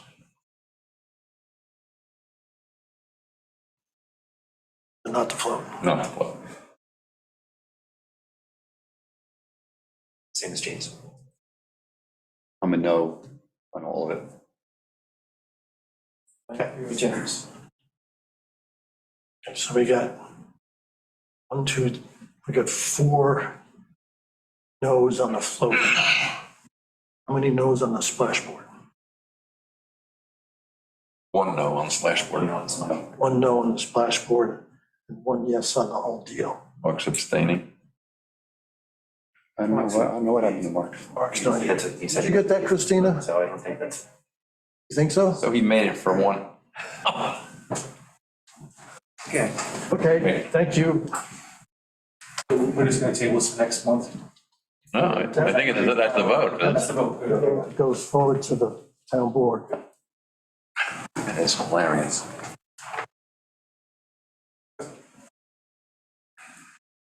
Now, Mr. Prager, welcome. That representation. Should I proceed? Chair? Beg your pardon? Should I proceed? Yes. My name is John Bennett. Bennett Reed, we're lawyers in Southampton. My partner Carol Reed is with me. Also, of course, Jack Costello from Costello Marina and Todd Craig, the property owner. Before I had some statements about appropriate standards, but before I do that, I was wondering, I know there have been a couple of prior at times that's before the, I was wondering if there were any factual questions from, that you wanted Mr. Costello to entertain, or is everyone familiar with the circumstances and the facts and the proposal? So you can just, sure we're all talking about the same thing, which is a 100-foot dock. Yep. No splashboards, no float, maybe a ladder at the end, On the bench. No float. and the bench, or, I forget. There was a bench There's on a it. bench, 2 ladders. Yeah, okay, so that's the last application that was submitted. Yes. So just to review a little bit, as I've been able to determine, this is an application project that was received for the prior application, a length of 125 foot, and approval from the New York State Department of Environmental Conservation, the Army Corps of Engineers, and of course, you don't get the Army Corps of Engineer without the New York State Secretary of State ring. And so that's, all of those agencies found that the dock was appropriate. My understanding that this board had some concerns about the length of the dock. So we did come back with Mr. Prager and his representative Costello to come back with a dock that conforms an aspect to the code, i.e. it's a 100-foot dock, long dock, no floating section. So this, of course, there's no issue about benthic concerns as you would have with the floating dock. We did also have a rather extensive report, and hopefully it's in the record, but I'll have a copy for everybody, if not from A.M. Weber Associates, specifically in the person of Chuck Hamilton. I'm sure that's a name that everyone is familiar with. Hamilton was very pivotal in the Stony Brook Regional DEC for many, many years, and is an expert on the matter. I wanted to make sure, and I have packets to hand out, but I guess I don't want to bury it in paper if you already have it. But we do have packets which I'll just give Christina one if this board members want any other copies. I'd be more than happy to give them. I have enough copies for every one of the board members, but very pivotal to this discussion and the appropriate standard is the 2021 dock at 68 Conic Avenue, which is a dock. Could I just interrupt for 1 minute? It's very difficult to understand Mr. Bennett when he's speaking. I think you need to move a microphone closer to him. If you could, Mr. Bennett, right by John, if you could move the podium closer. Oh, The sure. little disc on the desk there is the microphone. Oh, great. Thank you. Just John. That should work. Let's hope that works. In any event, that was a 125-foot dock, which was approved by the town and the state and the Army Corps, and did, I have the minutes from this board's meeting, obtain a 6-1 vote in favor. And that dock determination held that the dock would not cause an obstruction into the navigable channel, not adversely affect the public's right to use the town waters, not adversely affect shell fishing or other aquatic wildlife, and would not affect the quality of tidal water, shoreline, or beaches, and not affect the rights of adjacent neighbors. And much the same is our expert's opinion, Mr. Hamilton, on this dock application. So this is something that there's really no beating around the bush with my position as I see it on this. Quite a bit of case law, case Hamptons versus Zoning Board of Appeals and Knight versus Amelkin, where you have two essentially indistinguishable situations. And when I say distinguishable, I mean distinguishable in a significant way, not just that the name of the applicant is different, that's a little bit sarcastic, but my point is that you have to, there are docks in this area, and there's a dock that's as old as, only 2 years old. The share dock, and that dock is 25 feet longer. This dock conforms. So we think it's really hard from a legal point of view, from a meaningful legal point of view, to distinguish this. And I know boards don't like to hear that, but like every part of human endeavor, prior actions have consequences. They do. And you can't just say, well, that was a different board, because you as an institution have created a set of, in effect, what the courts would call stare decisis. I don't think we're asking for anything unreasonable here. I think we have been very, very, very malleable. All the other agencies gave us a dock 25 feet longer. Mr. Costello had a long conversation with his client, tried to work with the board, and came back with 25 feet less. 25 feet less than the share dock, which is, I think, legally indistinguishable. Now, I know you're not the board that gives the permit, but it would be nice to have your blessing from the town board, and I would like you to either give it a vote one way or the other this evening, so that we can move on to the town board hearing. There is, it seems to be no outstanding factual issues.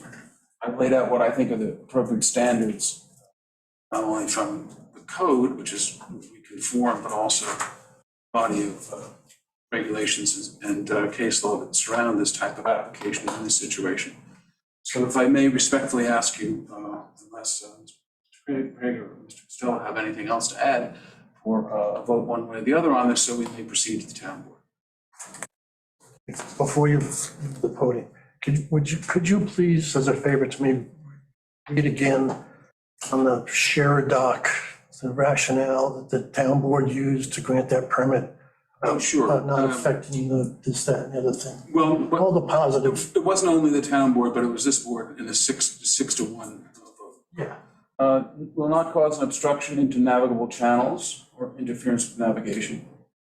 Will not adversely affect the public's right to use town waters or land. Will not adversely affect shell fishing grounds or other aquatic wildlife, and Mr. Hamilton dealt directly with that and other issues. And will not adversely affect the quality of the tidal water, shoreline, or beaches, and will not adversely affect the rights of adjacent residents. It's perfectly set back. No, there is a survey. This is Jack Minto survey in this. Okay, so thank you. So my comment, using that as a background, is that the community has learned that we were wrong about those things being true, that it has affected adjacent property owners, that, what else does it say?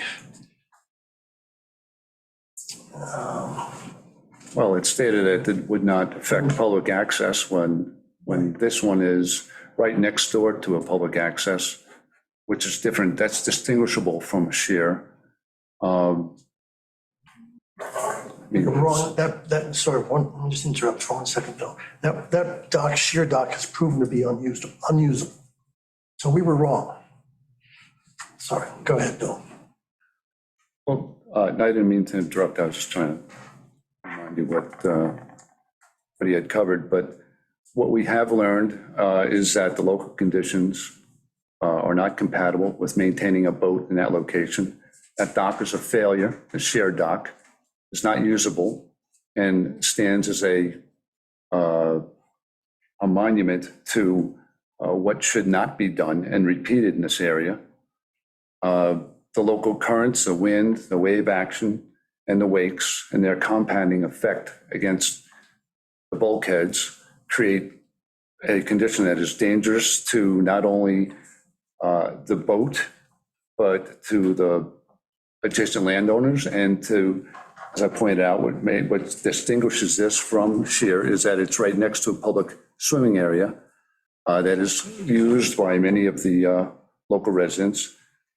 The town has an obligation under its police powers to protect the public, and this would be creating a public nuisance and a dangerous condition by permitting this dock.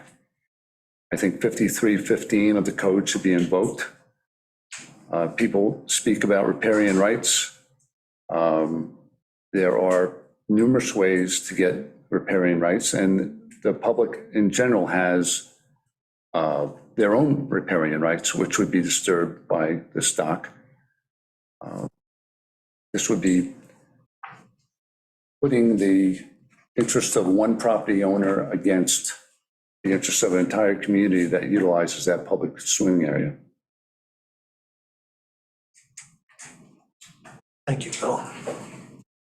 I would just remind the board members that this dock does comply with the code, and mere proximity to a public access does not in and of itself create any sort of public nuisance. Public nuisance is a very, very, very strictly defined phrase in the law. Public nuisance is what someone thinks it is. There's 500 years of case law in the English common law system on it. This is not a public nuisance. That's an actual term of art. But in any event, having said all that, you'd like to be able to go forward to the town board with or without your blessing and be able to demonstrate to them that we think that this dock is compliant with all appropriate regulations. You mentioned in your intro that didn't impact the benthic zone, but in your own application, Hines application initially, you actually pointed out that a 100-foot dock would in fact impact the benthic zone. I'm well aware of that, but then subsequent to that, that was in an August letter, Mr. Hamilton convincingly, at least in my way of thinking, demonstrated there would be no benthic impact. So you learned? Excuse me? So you learned. So initially you had an application, or you said it's going to. No, well, I think it, and then you found something new that actually made you update your opinion. That really falls under the ambit, as far as I'm concerned, as no good deed goes unpunished. This board specifically asked us to look at the potential for a 100-foot dock. We went and we did that, and then we retained Chuck Hamilton who has significant years of. If you lived on the eastern end of Long Island for any time of period, and you'd have anything to know about tidal wetlands regulations, obviously the name Chuck Hamilton is almost synonymous with that. So we went and asked Chuck what his opinion was on it, and he said there would be no impact. It's interesting because in the past he said that there would be an impact. Chuck Hamilton. No, he didn't read his letter. At our past meeting, in fact, the chairman of this committee actually said so, and related a story that conversation that he had with them. So he has an August. You didn't put that in your letter. He has an August 2nd letter, and I'll stand on his letter. He had a different job then. He had a different job. I don't know what that. And the dynamic of that beach has changed since those statements. I mean, you're talking about the erosion and stuff like that. So the dynamic of the beach has changed to a point where Chuck completely felt that there was no effect on the ground. There's no vegetation there. So there's no real effect to the environment. And that's when we hired Chuck to bring in, an expert in this situation. Well, I'll read it to you right now. The marine food production will remain the same for aquatic finfish, crustacean, and shellfish with the dock installation in proposed areas. The boat slip area will ensure the use of boats will not disturb the bay bottom. The recreational pursuit of fishing and crabbing from the dock is in support of the marine production of the area. There's been no demonstrable, visible, or obvious diminishment of the area for marine food production related to the numerous structures installed in the area, particularly the shoreline since 2001. The wildlife habitat usage by shorebirds, wading birds, and waterfowl in the area has continued since all the docks were installed since 2001. Wildlife observation within the dock is compatible use of the tidal wetland value and water body. The installation of the open pile dock structure in this area of Shelter Island Sound will have no impact to flood and hurricane and storm control. The tidal waters will easily flow around and over the structure with no demonstrable impact to this tidal wetland value. The cleansing of ecosystems and the absorption of silt and organic material will be ongoing, not diminished by any of this stuff. So he's very, very, very specific. I think a paid consultant's hypothesis versus what's actually happened in that area it doesn't mean a lot to me. Okay, well, listen, we work with experts all the time, and Chuck is not just some paid expert. This is a guy who knows these waters extremely well, having been extremely well involved in the regulation of them for over 25 years. And in that time, when he was actually involved with regulation, he was actually opposed. Excuse me? When he was involved, Yes. he was opposed. I'm not aware of that. That would have to be something Sure. I have to see in writing, because I don't know, people have different memories about what actually, the extent and specifics of an opposition. So I would have to see that. But, you know, during this meeting last month, you would have been exposed to that if you were here. Would have been opposed to. You would have been exposed to that if you were here. Okay, well, You wouldn't this is see an it. August 2nd, 2023 letter from Chuck. The point is that since he's. The point. We get it. No, we get the point. I get the point. He's making some points, and I'm just making a different point. I'd like to add something to this. First of all, I want to compliment Mr. Prager. You know, you saw our concerns with your original application, and you went back and gave us a revised application that went right with the code. And I was impressed with that, and that got my attention. So when I started visiting the landing right next door to your house and watching what were the conditions there, I'm a Cockles Harbor guy. You want to know about Cockles Harbor? I'll tell you all about Cockles Harbor. I don't know that much about that, so I needed to study it, and I did. Multiple occasions went down there, and it's not a place to put a boat. So I don't see where the need for the dock is. It's terrible. The rebound off your bulkhead with the 20 knots of wind makes it impossible to keep a boat there safely. So I can't get on board with your need. Just to be clear, I'm looking to stow a boat there for long periods of time. You're what? I'm not looking to keep a boat there for long periods of time. It doesn't take a long period of time to get the boat destroyed in the weather that turns in a minute, course of hours. So you can get a weather report that it's going to be fine. You put the boat there, and as weather patterns have evidenced, it could turn in no time. If you looked into alternatives in the span of time since we've had this discussion, Yes, we found them not to be satisfactory. what alternatives? Mooring, something of that nature, we found them not to be satisfactory or conducive to the proposed use, or similar to what rights other owners along that shoreline have been granted. And the boat? No, no, there are no satisfactory alternatives. No, but I mean, have you made any progress in identifying the boat? I'm not purchasing.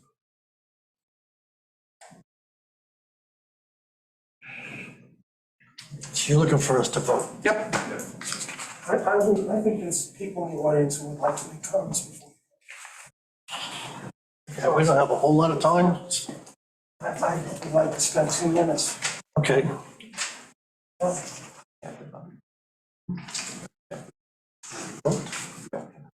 We don't have to. No. In all. Well, just table it. You could. Why? But then Well, vote on anything else. My name's Dan Hockman. I live directly to the east at 80 Peconic Avenue. And last time we were here, members made strong arguments against this. And we had a whole cadre of local residents some of whom gave speeches. And after your rebuttal of this, the arguments against this dock, a lot of the people didn't voice their opinions. So this thing being moved forward and then delayed, I got notice of this a few hours ago. And quite frankly, I was quite shocked. I'm an 83rd floor survivor of the North Tower. So I got this 5 hours ago, and while I'm just kind of trying to be at peace with myself. So,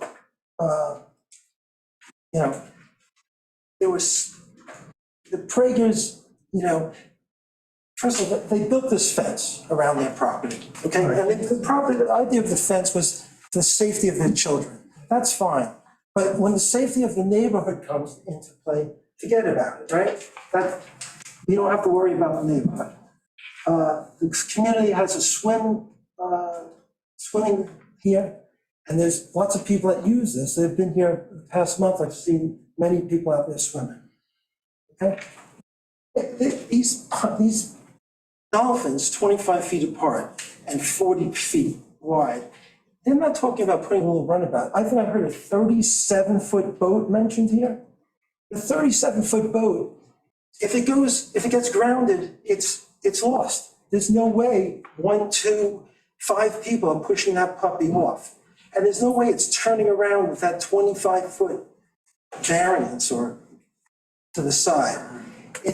I just found it outlandish to even contemplate a boat of that size. Forget about any boat, but a 37-foot boat just seems to be quite off the charts. And so I'm very concerned about those dolphins and what 25 feet off the dock, he wants to put a monster there. And there's no precedent here. He has 103 foot of frontage. The dock that has the big dock is 155 feet, okay? The dock that was built, there was no public comment. 3 of the 4 neighboring property owners were not notified, or did not get proper notice. They had no clue that this was coming before the board. In Scherer's dock. Scherer's dock. So there was no public input. Okay? There's no sand there now. When the Scherer's dock was built, there was some wave action was absorbed by the beach. Now there is none. So as far as this being a precedent straight, he built it, I have to build it, I say no. Thank you. Thank you. If I may, in rebuttal, I just spoke to my client and be more than happy with the condition that would limit the size of the boat to 26 feet. Number one. Number two, I really would like a vote this evening. We're getting there. Okay. Let's just get on to the next step with this. You can take your. I heard. Would he make a commitment to say there's no boat lift as well? No boat lift in the application.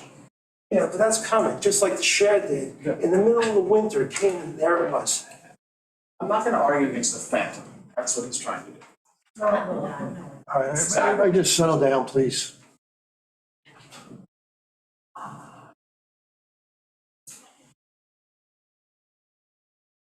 Yeah, we could be reviewing an application for a boat lift because it's a conforming dock. Mr. Prager, you don't have to do this, but do you have any inclination to reassure us that a boat lift won't be part of the future? Your support, yes? Is it yes? That's a yes. What's your support? Yes, that's a yes. If you don't support him, he'll put his boat lift up. It's like a bribery. Enough time out. So, yeah. Okay, so what do we got here? We got a conforming dock. You got a conforming dock, Conforming dock. We you got know, that maximum. essentially we told him to design. Yeah, and maximum boat size stipulation. The maximum boat size will be 26 feet, and the stipulation that there will not be additional or future application for a boat lift. Right. All those things. Can I make one comment, please? If you do it really quickly. Very fast. I mean, you guys have been pretty vocal, and we've heard. No, but the bottom line is, in my Bobby Lane, I live 2 doors from there. Something we haven't heard yet. The only thing is, when you're discussing this and everyone's bringing a precedent, bottom line is, the 4 docks that are there cannot be used, and that's the bottom line. So my feeling is to give it time. There was a study that you were speaking about being done to examine all the properties, to look at Silver Beach, where boats are appropriate and where they aren't. We know as boaters that Peconic Avenue is not a place to keep a boat, whether it's for an hour or all summer long. It is the wrong spot. If it was a good spot, believe me, I'd be the first person to put a dock in, and I think you all know that. So I would recommend, because this is a tough decision to make, and I believe in property rights, I'll be the first to say that. But when you're agreeing to put something in that we all know cannot be used, to satisfy someone so that we're not threatened by an attorney, by precedent, really is upsetting to me, because I view this as our community, and I've been here for an awfully long time. So I would at least say, if you're not going to deny this, and there are ways it can be denied, I would suggest that at least you wait until this study is properly done, which you discussed earlier tonight, and look at Silver Beach and determine where docks belong and where they don't.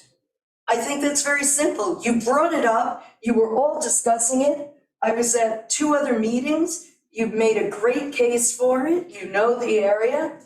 I suggest that you do not give an answer on this, because we know it cannot be used, and at least prove it to people that are new to the island. And I don't care what size boat you have.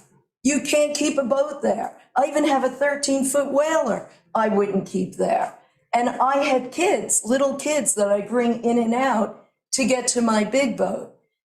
Doesn't work. The only thing we did was we put our boats in West Neck, the bigger boat, and we would pull up our Boston whaler right to our property. That's what we did. Wasn't easy all the time, but it worked and everyone was safe. And that's the bottom line here. And my house is not next to a town landing where people have to swim out 100 feet or to get their kayaks, windsurfers, or whatever the heck they're doing. So I respectfully ask everyone here, and in light of the fact that you had over 29 neighbors who signed letters, the 4 adjacent neighbors signed letters against this. And there are people here that use that town landing as their swimming place. So I really respectfully ask you to turn this down until you do your homework and do your study, because we know it can't be used. So thank you very much. I appreciate it. May I respond to a couple of points very quickly? Yeah, hold on one second. What are you saying? What am I saying? I didn't Just table this thing? I said that, but, you know, I said that's an alternative, Right. you know, I mean. We all should hear, James, we should all hear it. You're We should hear what you're saying. All right, so I suggested that we table this until such time that we do this study. I understand that Mr. Prager has done, what he can to make a dock that should be acceptable to everyone. But the reality is, just because mistakes were made in the past doesn't mean we have to keep making mistakes. And I know legally we have no moratorium on this, and I'm sure there's some exposure here if we do not, vote, or if we vote in the negative. I too am a property rights person, and I have voted for similar docks, but I have seen the error of my ways, and I think that it's a mistake to just keep building docks that are not usable.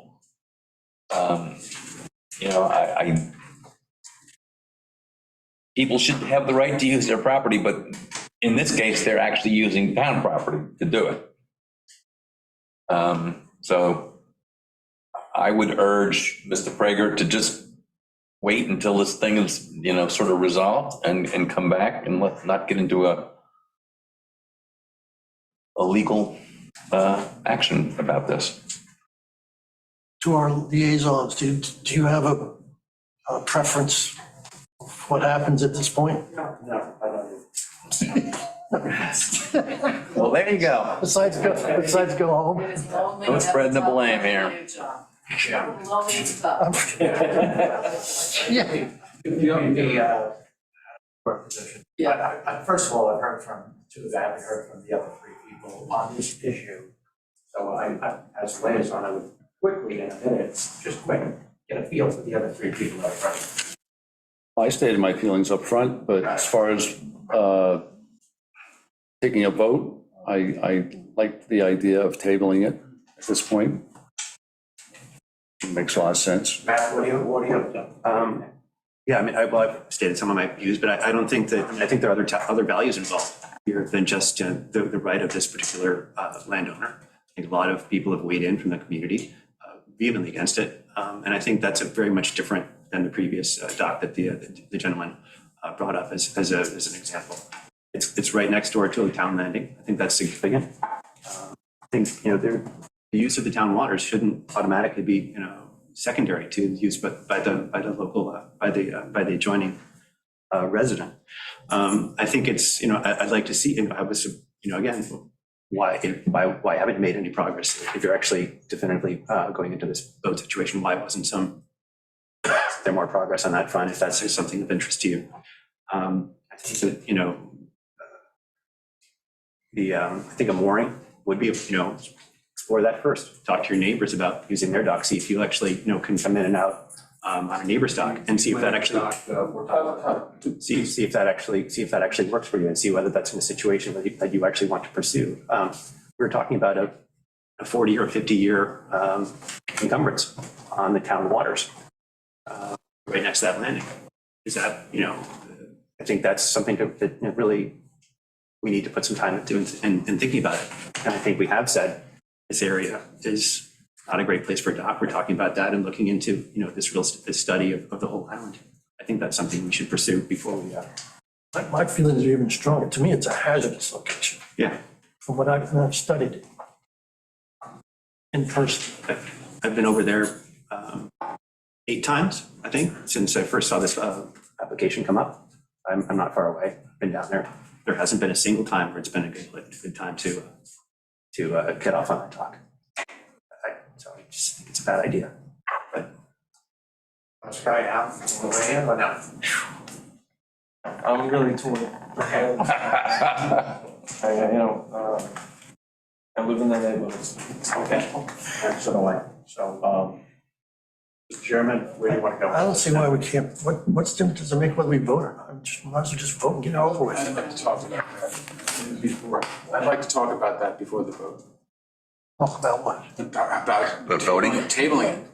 I think you have absolutely no right to table it. I think you have to move on this. You have an obligation under the local code to move under this, and I'm really sort of scratching my head.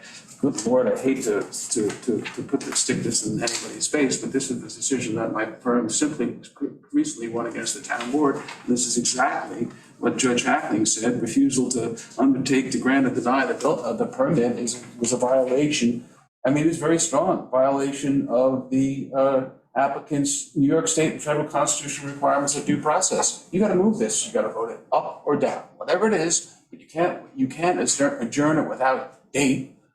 That's one of the 2 things that Judge Hackling based his decision. Crescent Beach versus Town of Shelter Island. So you got to vote it up or down. All right. Bill, your feelings are clear. Your feelings are clear. My feelings, I think I'm clear where I stand. Let's do it. I'm against it. I think it's a hazardous location, and I think it's be a mistake for the town to approve the construction of a dock in that location. James. Two of them against it. opposed. I'm sorry, James, I didn't. I'm against it. Opposed. Bill? Opposed? I'd like to abstain. 4-0-1. I don't know if you can abstain at this point. Thank you. We had to recuse, I don't think we were allowed to abstain anymore. That we had to recuse up front, or? Abstain. You had no interest in the Recusal. moral or financial. I think he has a moral interest. I don't know where that's a different subject from this dock. I don't know where the abstain thing stands. We can figure that out some other. I got called out on it. All right, That's the vote? Yeah, vote. Take the vote. What was it, 4? 4-0-1. 4-0-1. Okay, thank you. Thanks for your time, gentlemen. You're welcome. Okay. This last one down. I'll make it real quick. Are you up to Elliot? Elioff. Eliav is, We voted last time on Elioff. We've already voted on Elioff. we haven't, was there a resubmission? That I haven't seen one. I was unsure whether you voted on that. I guess because you weren't here. It's on the agenda. So I was under the impression that it was not voted on. It was. Katrina sent a note saying, I let it be on the agenda, 'cause I thought maybe you were bringing something new to us. Okay, yeah, because there was a problem with delineation across the creek. Right, that's it. Which made it completely wrong, but so, whatever, I'll bring it back with the changes on it It's 5-0. next month. Because it impeded, it went too far around the waterway, Right. but there was a problem on the survey done by the hydrographic where it was delineated from. Okay. So it changes it pretty significantly. And like I said, so I was hoping this town code was gonna get rewritten, in changing the 15% rule, which is ridiculous. So I didn't know how long I was gonna hold this back for. You just call us ridiculous. The code, right? That's not what I said. So whatever, so we don't have to deal with that. Right? And so, Yeah. Yep. All right. Elliot, would that be on that? There's not been a resubmission. You already voted in, but there's going to be a resubmission. Carol, you've seen this in Looks like it's, a couple of different iterations. So now what we're doing is we're looking to repurpose the existing set of stairs, and we are shortening the whole entire structure by 29 feet. So we're giving up that whole offshore platform. So we're removing 120 square feet offshore platform, moving everything in 29 feet. So, as far as a non-conformity, we're not creating one, there's one already there. And we are decreasing the amount of non-conformity by shortening the dock. So the property setback is a nonconformity, right? Right, and we already have the non-conformity there with the platform, you know what I'm saying? And we're bringing the dock back 29 feet, come closer to conformity. You should be a lawyer. Christina, can you pull up this dock area on Big Ram, please?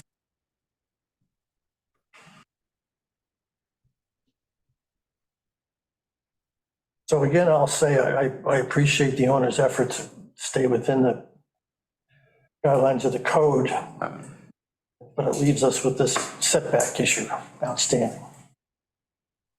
You're 2 feet over since the length, right? So, I can overlook, personally, I can overlook that, but I'm stuck with this setback.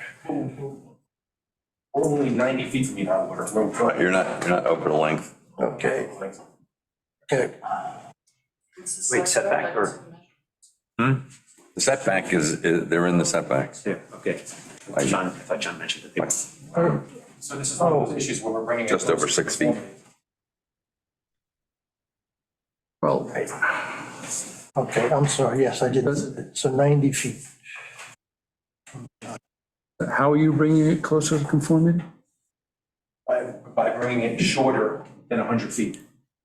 But it doesn't exist yet. He's eliminating. There's an offshore platform there existing right now. So we're eliminating that, so the overall structure is decreasing. You know what I'm saying? We're pushing everything in short 29 feet. And the dock is only gonna be 90 feet from me and out of water. And so go ahead. This came before and then it had and you were connecting the dock to the offshore structure, that's what we're talking about? Yeah, that's what I have a DEC permit to connect that offshore platform with a capital. And have you thought about doing a similar thing that I just overheard, talked about, maybe offsetting the dock so the dock itself is conforming setback wise? Is that the one next door? Is that what's going on there? Well, I don't know what's going on next door, but there was a discussion that you had just recently You didn't hear any of that, did you? No. Not at all. It's an existing set of stairs. It's an existing set of stairs, yes. There we go. Into the bulkhead. And, you know, like I said, this platform. Well, would you consider just making That's what we talked about last night, John getting over a little. jog in this and keeping this 25 feet from the property line? Would it be 30? It's, Or I don't know, is some of this reverts to A, right? Oh, God, don't even go there. Don't even go there, okay. These smaller lots, I think, do, but Isn't there a jog in the dock next door? Am I imagining that? No, that's a ramp. That's a ramp down. It's just that the angles makes it look like a jog. You know what I'm saying? well, none of them are really straight. It's ramp, so then. It's ramp, so it's. Ramp, yeah, so, yeah, it's the perspective of the photo. Of the overhead. And so when I did that neighborhood dock, that looks like it's askew, it's not, it's straight. And that was put there because it was an existing break in that bulkhead. And it's the same thing one property down, at 58. There was like a break in the bulkhead with a set of stairs. And like I said, this is one of these applications where we wanted to, by the overall length of the structure, bring it closer to conformity by decreasing it 29 feet.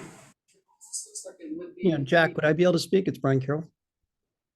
That's the owner, guys, right here. Hi, Brian. Yeah. Hi, good evening, gentlemen. Would it be possible to add some comments? Sure. Yep.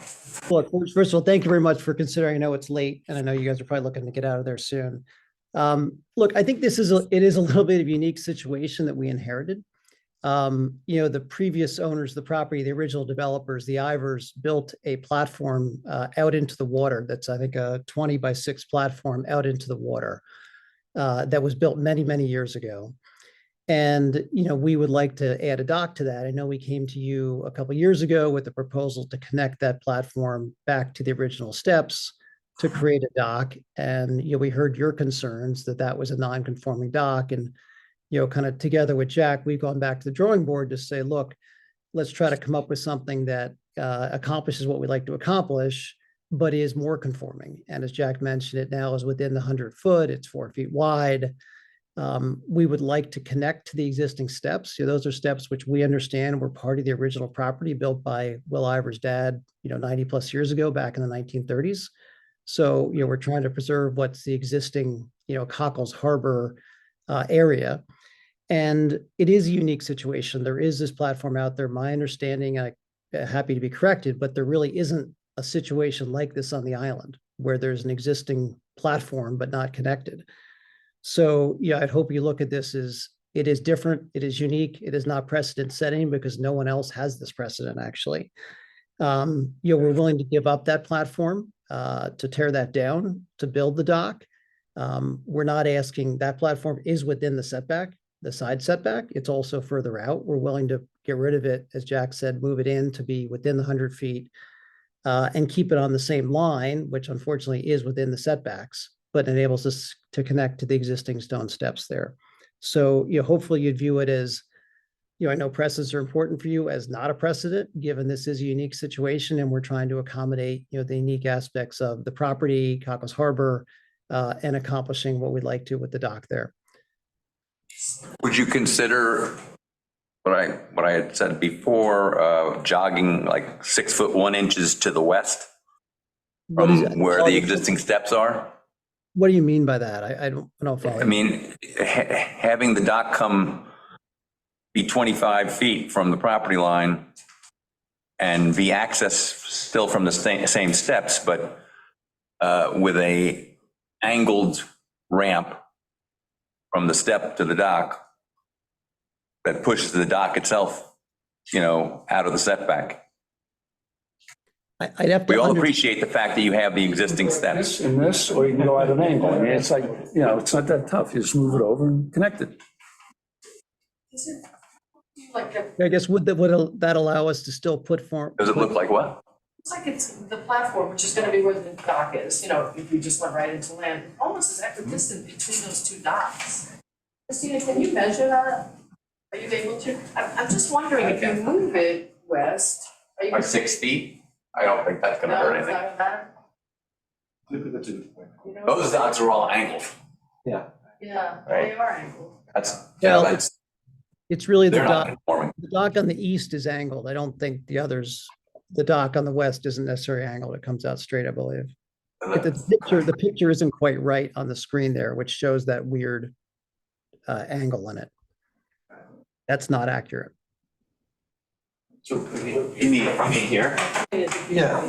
That's, I mean, that's what Jack was saying, that it's from a ramp, it's a height, so it's the perspective of the photo. Yeah. So it's straight, we looked at it right over the top, but it jogs because of the change in height.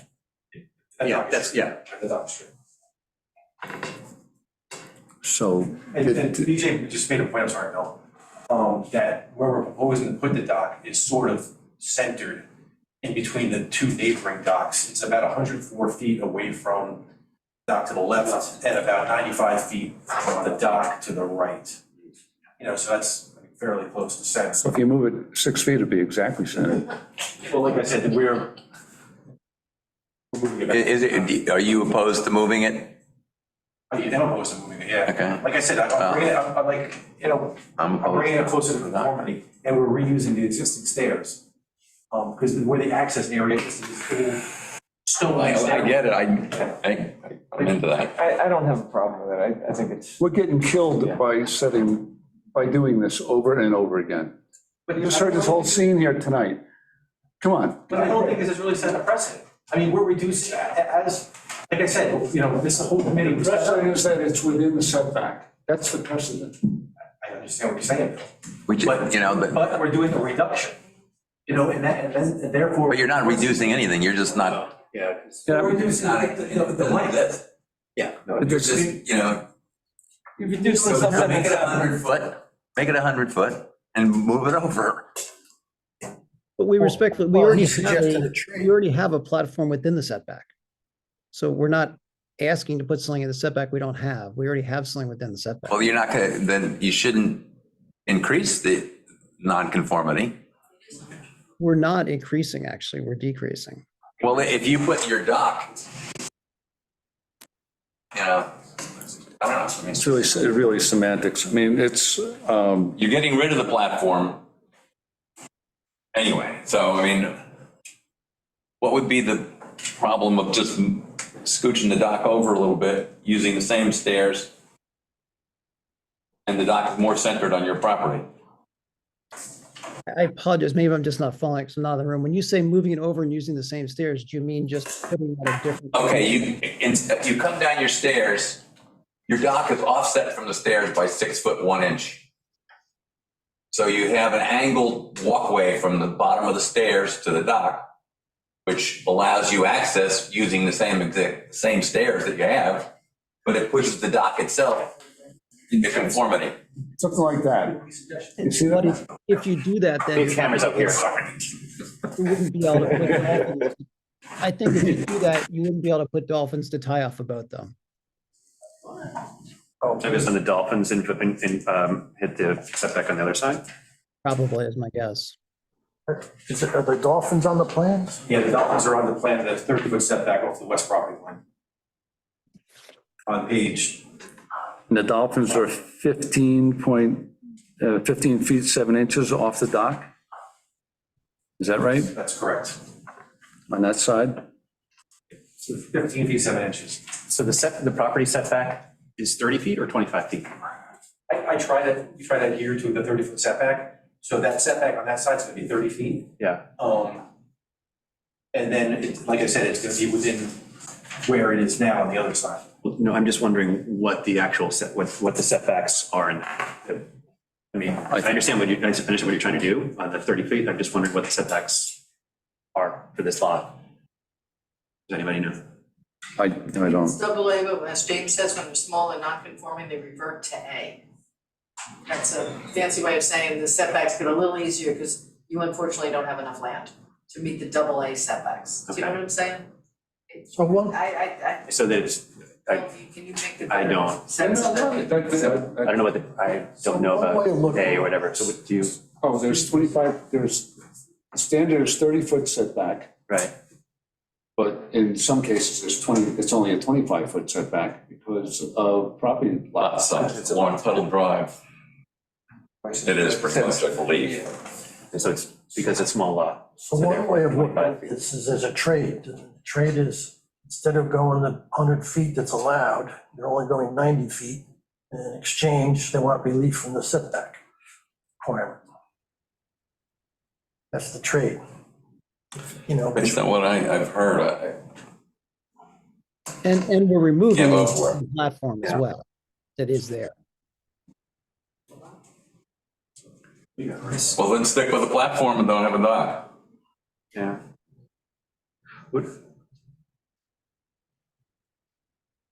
It's just, seems fairly simple to solve the setback Right, I mean, it's by very- moving the very dock easy. a few feet to the west. And you could be 25 feet on one side and, More than 20 feet on the other side, right, like 40 feet on the other side.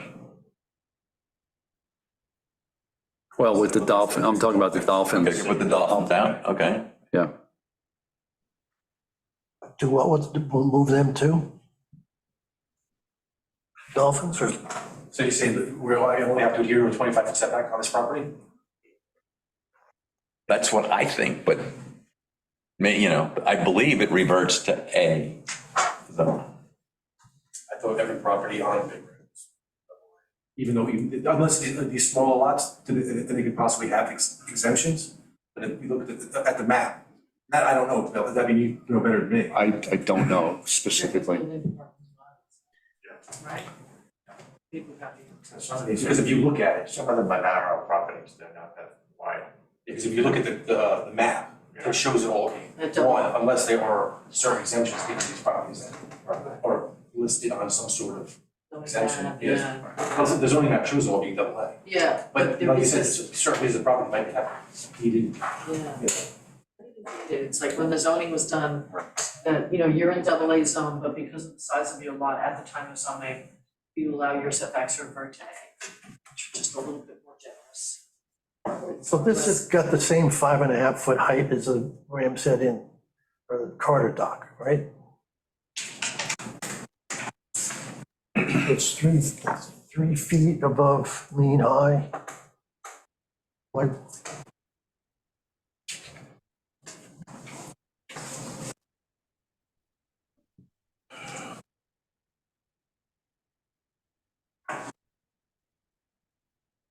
I'm really having a problem with the 3 feet above mean high. I don't see the necessity for it at all. And it just comes up a visual, it just sticks out. Me, like a sore thumb.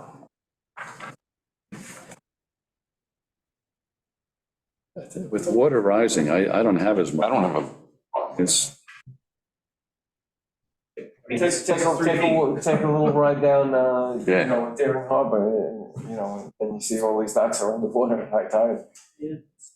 It's like, the time has come to start planning for it. On Parker Lane, they're all. I just did it. In general, I agree with Five you. years ago, and it's like, I agree with you in general, it is higher.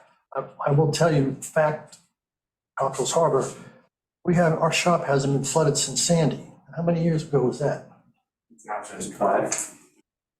2012. So in 11 years, our shop hasn't been flooded. So there's some dynamics going on that don't add up. I don't disagree that but I in general, definitely seeing much more extremes. yeah. Much more.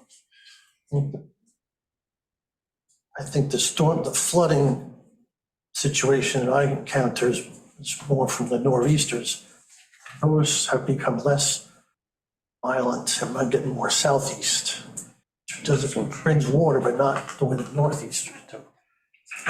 There's a trend going on past 10 years. Anywho, Anyway, I mean, it'd be good to answer the question about the reverting to A. well, I'm just looking at 5311B. location of a dock shall cross the water frontage of a lot with the same setback requirements from the extremes of that water frontage as applied for the principal dwelling on that lot, but no case less than 25 feet. I'm thinking there's wiggle room to move it to the west. I read that too. Look, if you look at the. Also, we can also get that information very quickly about the sea rise, what's projected, they have the minimal, they have the medium guess, and then the people that are at the high end. And you base it on from 2023, a 27-year-old dock or so going out to 2050, that's where the projections are. So if it's 6 inches or 7 inches, then the sea rise is gonna happen. We now, in 2050, the life of the dock, and I think you factor that in because you're not approving the dock necessarily for 2023, you're approving it for the life of the dock. You know, I mean, that's surely a consideration. It has to be outrageous. You don't have to go to the far end, but I think you should err on the side of something in the middle of what the projection is on sea rise for 2050. And that's 27 years out from now, or less. 26 and a fraction. Anyway. Look, in terms of the setback, if you also look at the property, the dock is further away from the setbacks than the house is actually on that side as well. Right. Just move the dock.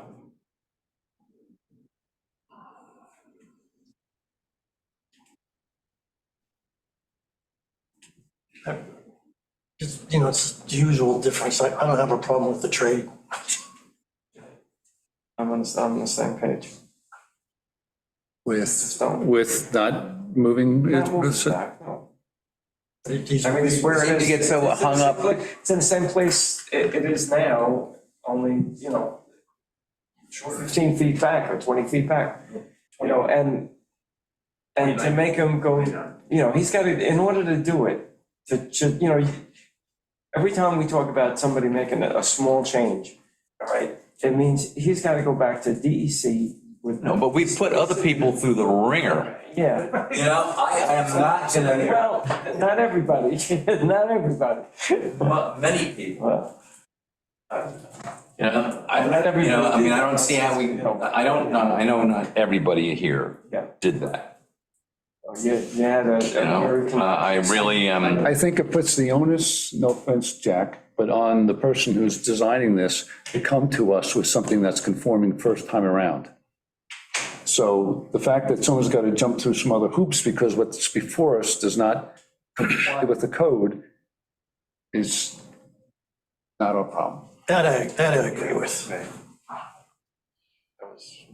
What I was always told by this board is that I have to bring something in, if I'm gonna look at, if I'm gonna look for leniency to the code, bring something that's closer to the code to get leniency granted, and that's what I did. So, and that's what the overall of this project. Right, I mean, but we're not really, being that, if he wants a 90-foot dock, hey, have it. You can have a 100-foot dock, but, you can make it more conforming by moving it. Yeah. I think there's been a shift in, and maybe I'm wrong. We've been put in a really hard position, Yeah, and I was just gonna address that. I think that we've evolved, so to speak, over the course of the last 3 or 4 years. We're going to the bartering. You give us something, that we see that it's a little less, and we would pretty much, if you gave us what we were looking for and shortening the dock and doing this, even though there was some other issue, we were granting that. It was a trade-off, so to speak. Now I think the committee is looking to be much more restrictive in terms of, focusing strictly on the town code, so. Because we're paid for. Yeah, but, that's the reality. So if you're either moving in that direction or you're not moving in that direction, that's for you guys to decide. That you'll never entertain anything that doesn't strictly meet town code, or are you still open in any way, shape, or form to some kind of trade-off if there's enough give and back to be able able to satisfy, I mean, the trade-off here is that you're okay with where the stair is, and you're just like allowing him to, you know, access his dock, yeah, by you know, angling that access ramp 6 feet. You know, I mean, what I overheard indicated that we were very concerned about another dock and there's access to the point of craziness. I mean, I just feel this is a logical spot, and like I said, I respectfully just ask you guys to move on. The merits of this particular application, the way it's applied for, I'll have to go from there. I think this is fair. And all I can do is just respectfully request that you vote on this particular application. Okay, vote. Yes, I think it's keeping the length. Only what he needs, it's less than 100. That's a good trade to allow the, What's the depth at the 90 feet? provide relief for. 4 feet, right? It's 2.5 feet. 2.5 feet at the 100, at 90 feet? At the end of the fixed dock, and then the floating dock goes out to 4. Yeah, That's right. just at 4 feet. But the dock, I'm not asking you to go out to 100 feet, so I'm just asking you to go out to 90 feet. That's just, the float starts at 2.5 feet, Yeah, but So that's all right. which makes sense, yeah, I mean, We voting? yeah. yeah, let's do it. Well, I already voted, so. So I voted. No, because it's that fact. same thing. Same thing. I'm okay with it. All right, so we go to town board with 3 and 2. 2, 3, yeah. What happened to Mark? I think he can. I think he'd stay for the main event. Yeah, exactly. I'm not gonna give up on this height thing. My dock is 1.5 feet above mean high water. You just approved. You just approved. Voted for it, I know. But we don't, I'm just saying, going forward, as we're going over this chapter, you know, other towns have, I think Southampton was 30 inches. I don't know if they've changed it. They used to historically. Well, 30 inches isn't that much different than 3 feet, really. Obviously, thank you. Back to 6 inches. Let's take my comments as meaning something anyhow, because we're not. You know, we need a motion to adjourn. We got it. Adjourn. Second. Out. We're gonna end this one, I think the. All right, so